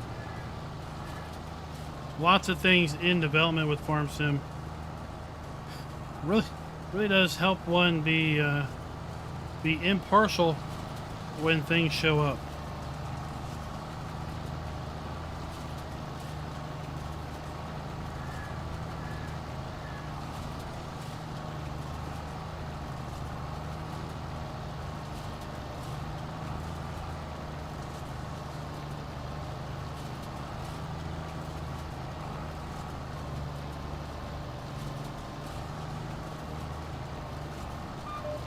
I just don't know how y'all keep up with it.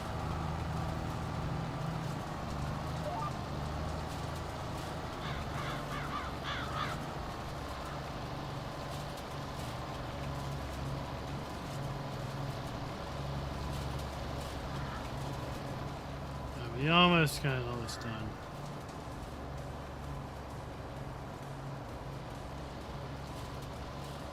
I do wish we would have grass drying back as a concept.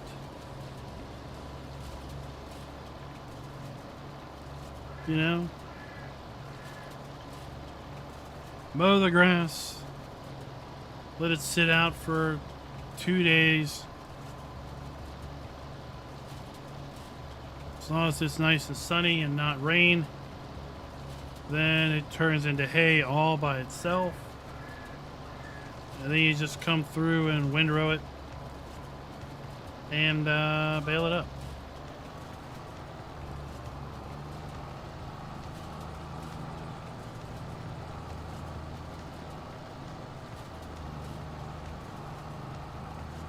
I was really hoping someone would release an add-on to the crop counter functionality in FS22 to bring us that grass drying concept.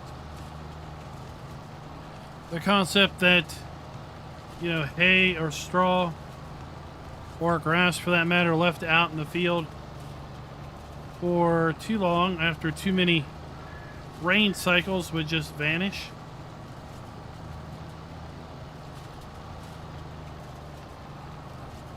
That was nice for those of us who don't like seeing little remnants left here and there after you do a hay crop or collect straw, to know that, well, in a couple of days it's all going to vanish anyway because it rains and then the game like rots it away.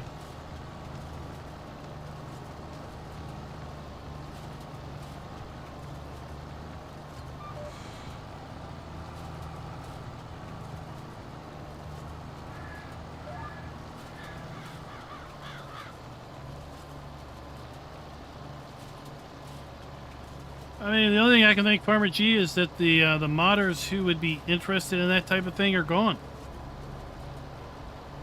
And those scripters that are out there now are not looking to bring that level of realism in. That's the only thing I could come up with.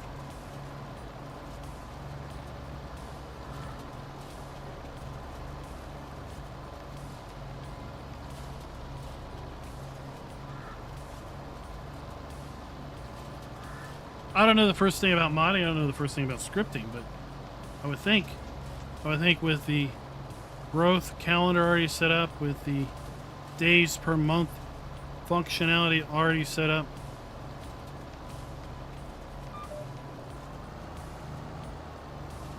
one could set up a script to based on some formula. After so many days per month pass, or hours per month pass, if you have a 2-day a month, or maybe you need at least a 3-day month in order to have grass drying.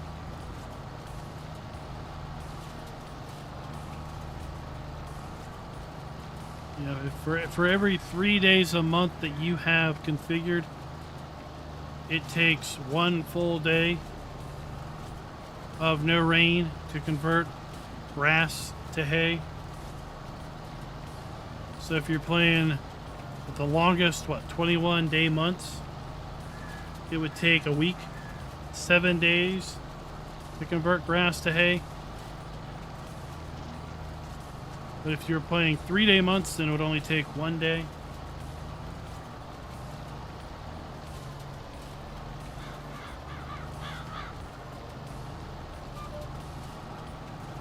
And then let's say after every rain,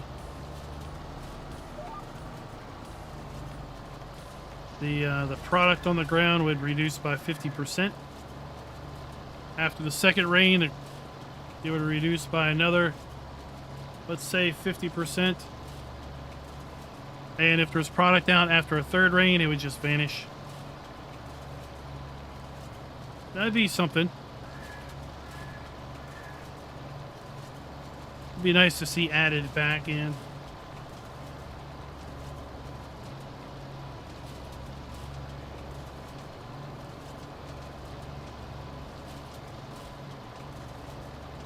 I just don't know how you do it.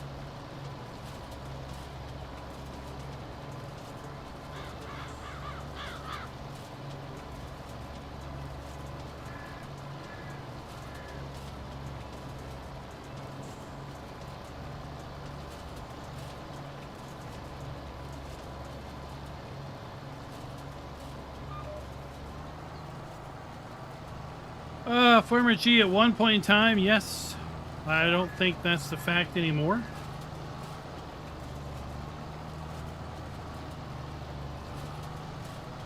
I heard rumors that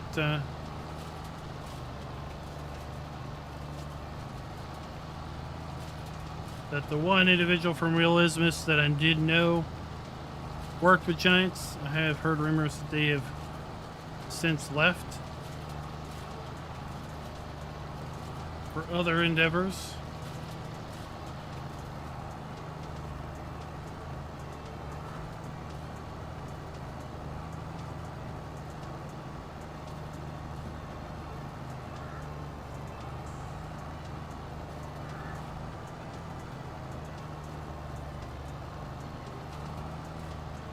And I just don't know what those other endeavors are.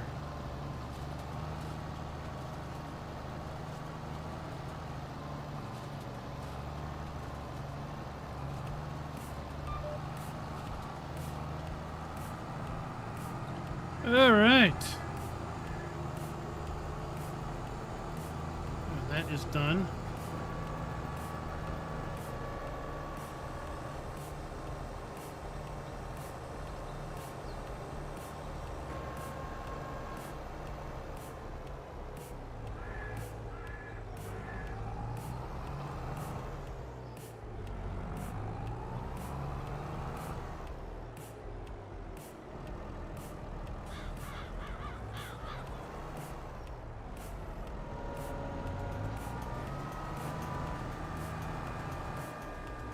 Paying the bills are definitely a mandatory requirement, right?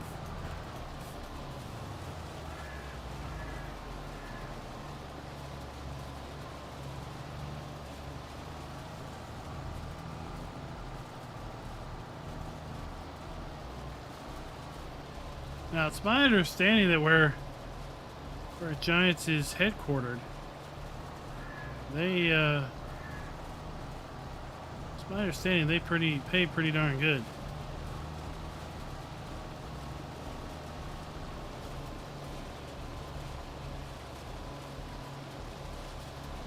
I don't know specifics.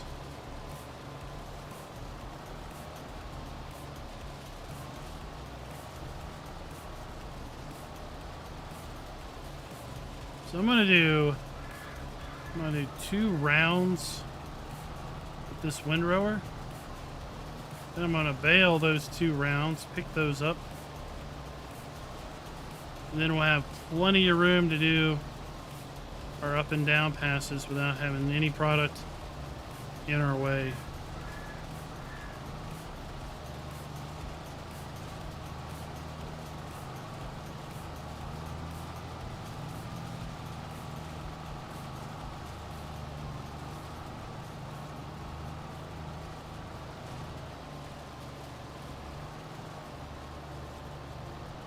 There was a mod that Realism was working on in 17, never came out in full release.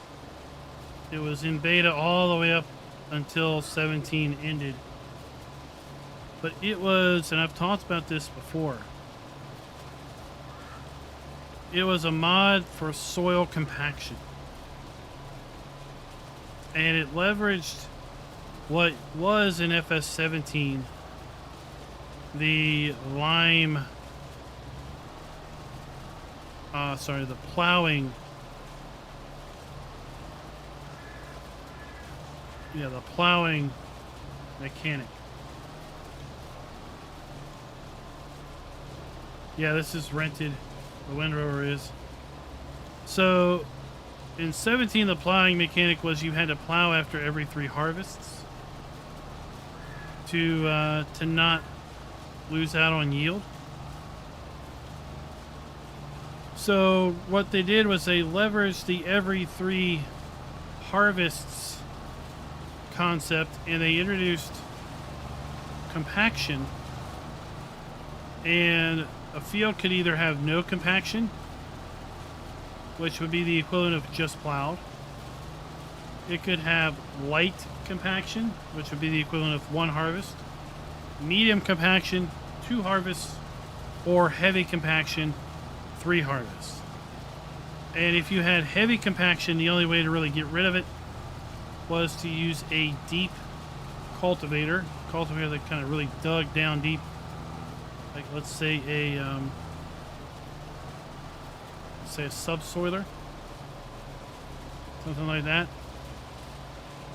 Medium compaction could be gotten rid of with a kind of a disc cultivator, and light compaction was fine. And compaction happened if 1, your vehicle was too heavy, or 2, the soil was too soft for your vehicle. And you had the added benefit of being able to lower the air pressure on your tires. So if you lower the air pressure on your tires, then the contact surface of your tires to the ground increases, which then has the inverse effect of decreasing your overall footprint, or weight per square inch. And one could, in theory, go from having medium compaction to low compaction or light compaction by just taking the air out of your tires. Or, and this was then the Why do I put duals on other than they look nice? Well, you put duals on because you increase the contact surface of your vehicle weight to the ground, thus reducing your pounds per square inch impact on the soil. So it was a perfect reason to have duals to then reduce your compaction levels. And there was a whole mechanic around trying to minimize your compaction, trying to be off the field as much as possible from seed to harvest. Or if you absolutely had to be on the field, you wanted to make sure the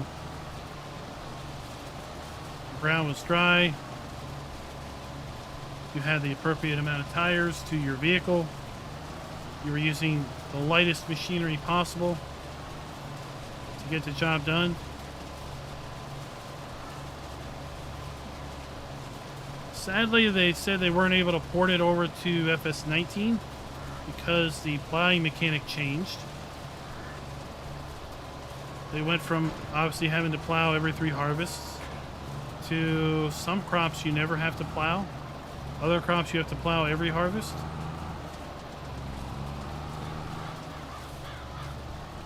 But what we did get with 19 was we had lime every 3 harvests.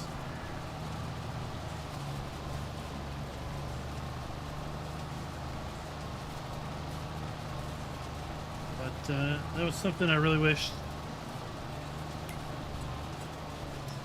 we could have seen continue.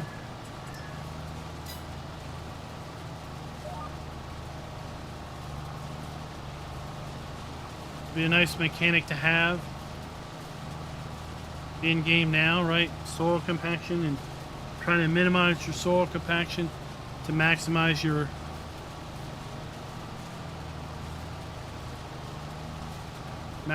yield.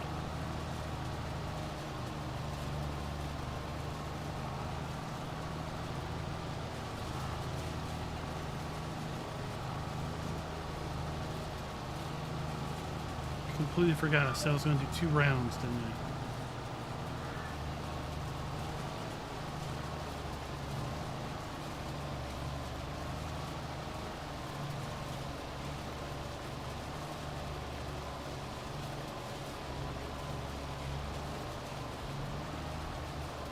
Ed, that would be correct. Tracked vehicles do have less compaction than wheeled vehicles in real life because of that contact surface is so much greater, right? If you measure the amount of square inches that a traditional tired vehicle has, it has 4 points of contact with the ground. 2 front wheels, the 2 rear wheels, and however wide those wheels are at the ground level. But if you think about a tracked vehicle, it has 2 points of contact, the left and right track, but that left and right track has substantially more square inches of space. So with all else being equal, meaning the vehicle weighs the same as a wheeled vehicle, the tracked vehicle would have a significantly lower ground impact.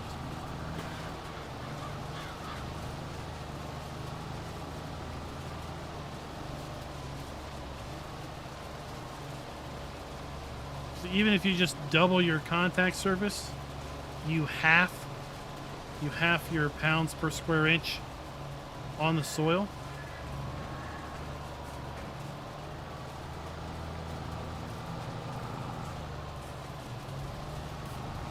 Anthony, catch you later. We're just about done here as well. So if you think about it, like if you think about being out on ice, right? If you're out on ice and you're standing upright, your whole body weight is on your 2 feet. and that's where you're contacting the ice. Then you might hear the ice cracking, right? If it's thin enough, or if it's too thin, you could just fall right through, because that pounds per square inch that the ice will support isn't high enough. But if you get down on your hands and knees, well, suddenly your contact surface has increased. You can get out on the ice and it won't crack. It could possibly not fall through. If you extended that to laying down on the ice, now suddenly your weight is significantly spread out over that same area.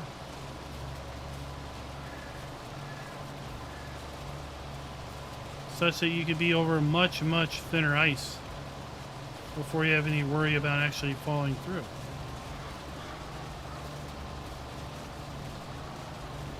Think of it like it's like water displacement with ships, right?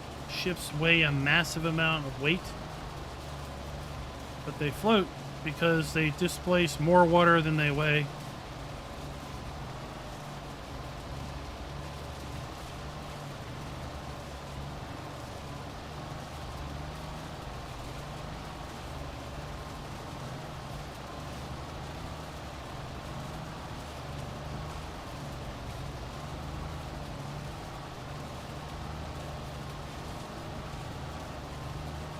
There we go.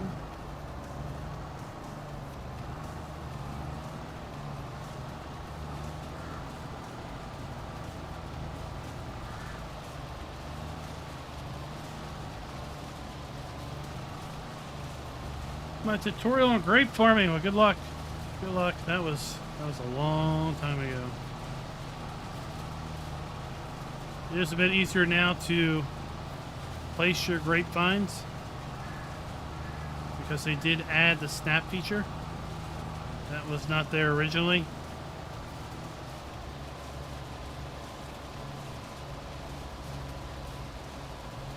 And it was a whole lot easier adding all those grapevines to Hump when I was setting up for Oxbow, because of that snap feature.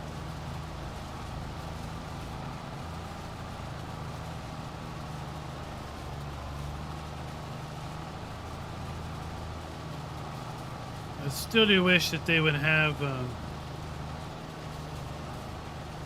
better controls with respect to making sure your lines are straight. But there are tricks around that as well.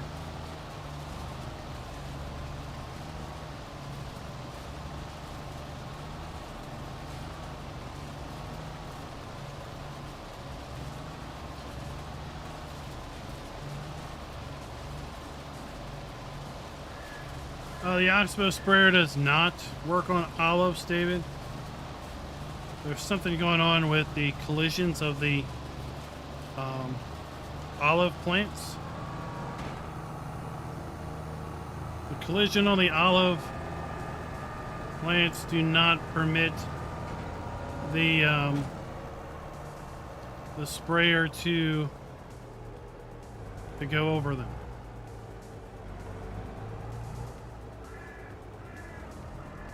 I don't know if the olive tree is just a hair too big, as far as too tall, or what.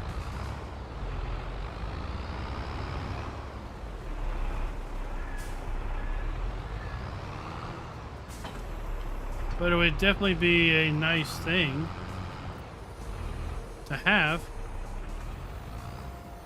is to be able to use that same sprayer on rows of olives.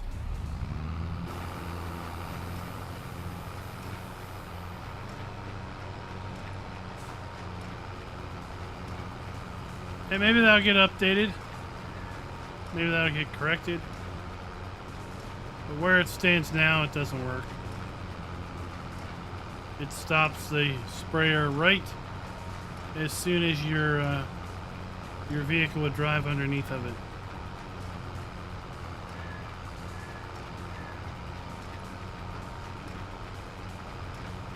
Hey Michael, what's up? Glad you could join us, although we are literally moments away from signing out for the night. We try to go for about 2 hours.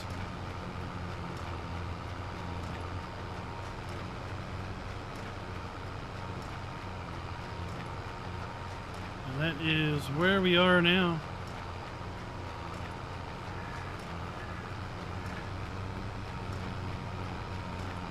It would not surprise me if we don't come close to completing this contract by just doing these outside rows.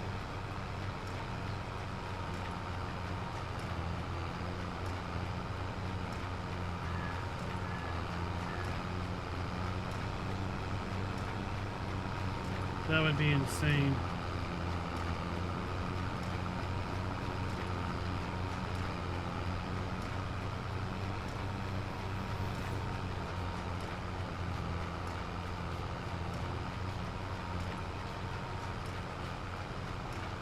Yeah, Farmer G, that's what I had thought. It's what it looked like. It didn't look like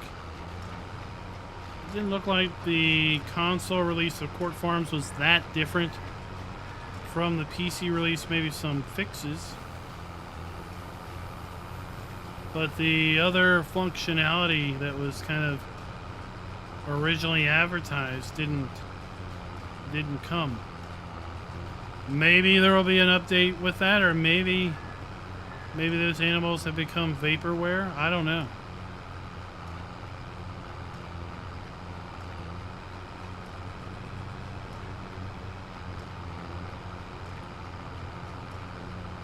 So Michael, do you mean lag like in single player, like inconsistent frame rates? Or do you mean lag like in multiplayer?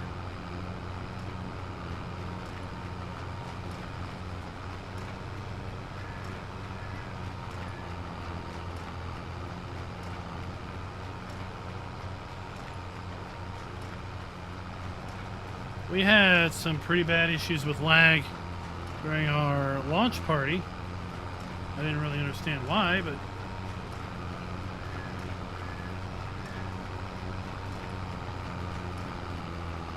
if you're having frame rate issues in single player on a laptop, I would ask the question: one, are you plugged in to power? It's not uncommon for laptops to throttle performance on battery.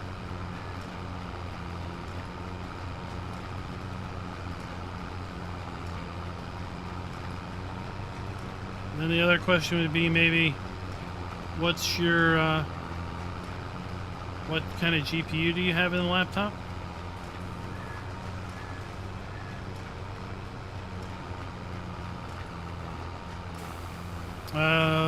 File size too big, slot count problems. I could see that. I could see that with the with all of the animal models.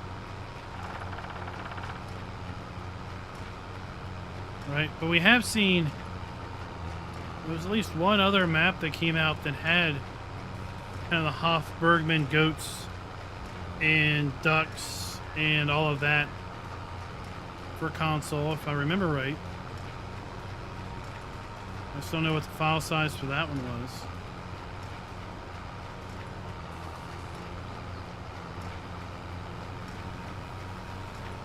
There you go, Valley Spring, that's the one.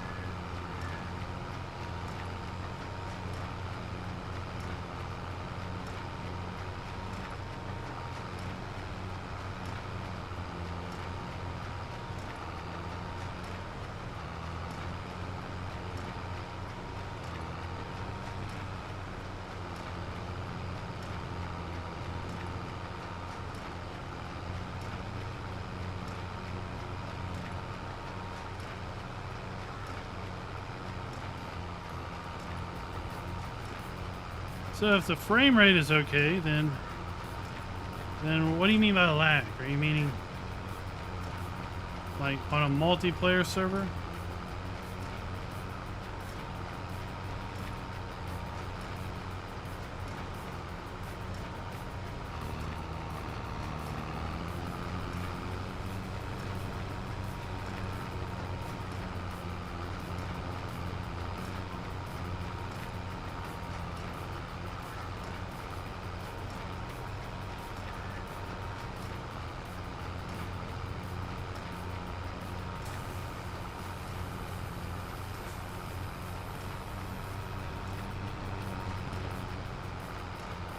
56 bales.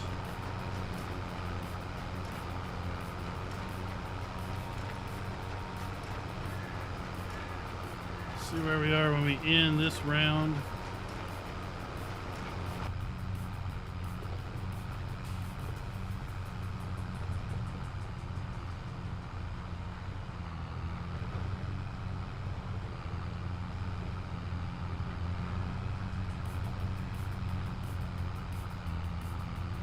I don't know, was Bale Spring, did that have big file size? But of course, it's hard to compare one map to another map as far as just on file size.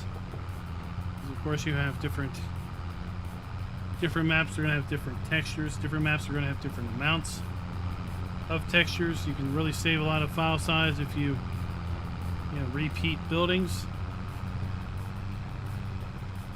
For example. I know. I just want to finish this baling.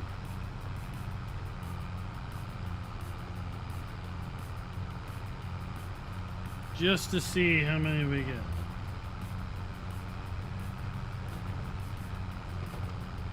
We had 56, we're up to 60.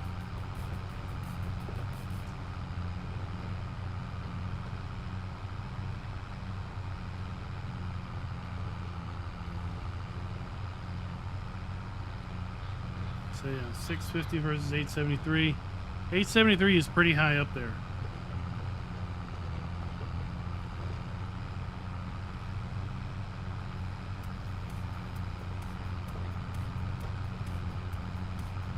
I think Bale Spring had a lot of repeated buildings in the town area.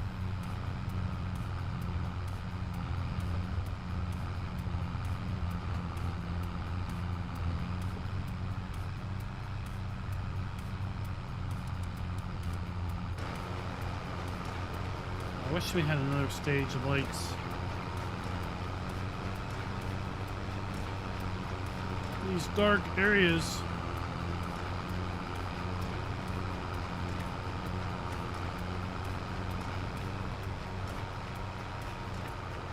I don't know, staying up to about 11:30 and then going to bed and trying to get up for work. That's for youngins.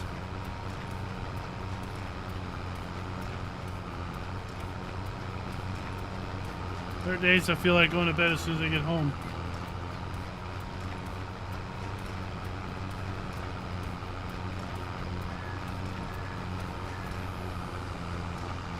Oh, people that did watch the launch party, you may be curious, how many bales did we make?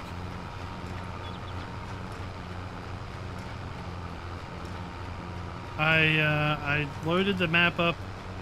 I loaded the save game up in single player so I could get the bales made stat. Let me look it up because I've already forgotten. We made 376 bales toward the end of the launch party when we windrowed all of those, all of that grass from those two fields into one windrow, and then try to run the little baby bale through it. And then we ran the large square baler through it. 376 bales. If we'd have took the baby baler all the way through, we'd have had well over 1,000 bales getting spewed out.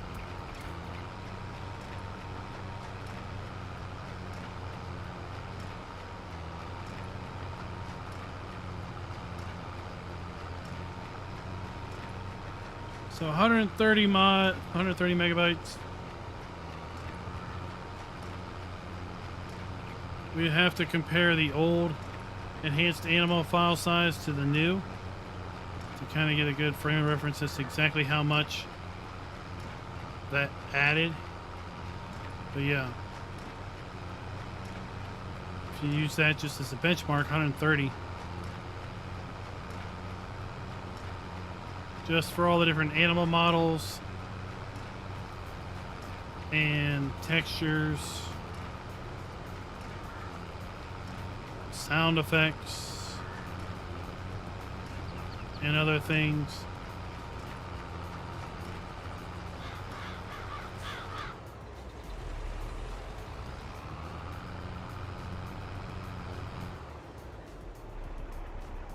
So 56 to 73, so 66.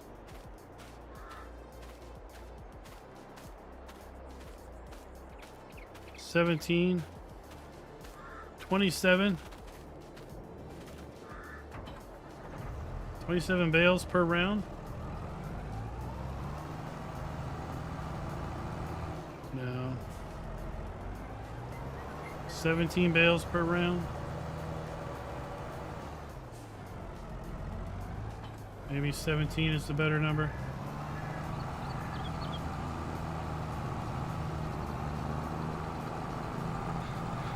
We can only put 14 on here, so we have more than one load per round. And we already sold less than one whole load, and we were at 27%. So if we get 2 rounds, well, in theory, it'd be closer to 80%. If we get 2.5 rounds, we'll be probably right there at that.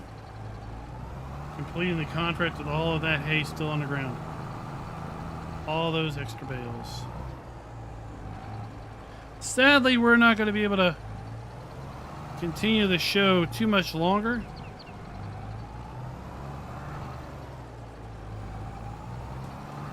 Well, thank you all for coming out and watching. Keep an eye on the channel. See what we might be doing tomorrow night again.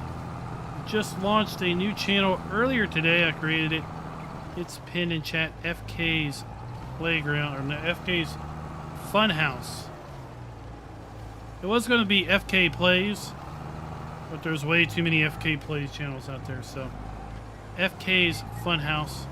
That's where we're going to be posting videos for other games in the future. If you're interested in other stuff we're doing, I'm doing, go sub over there as well, please. We're building that channel up.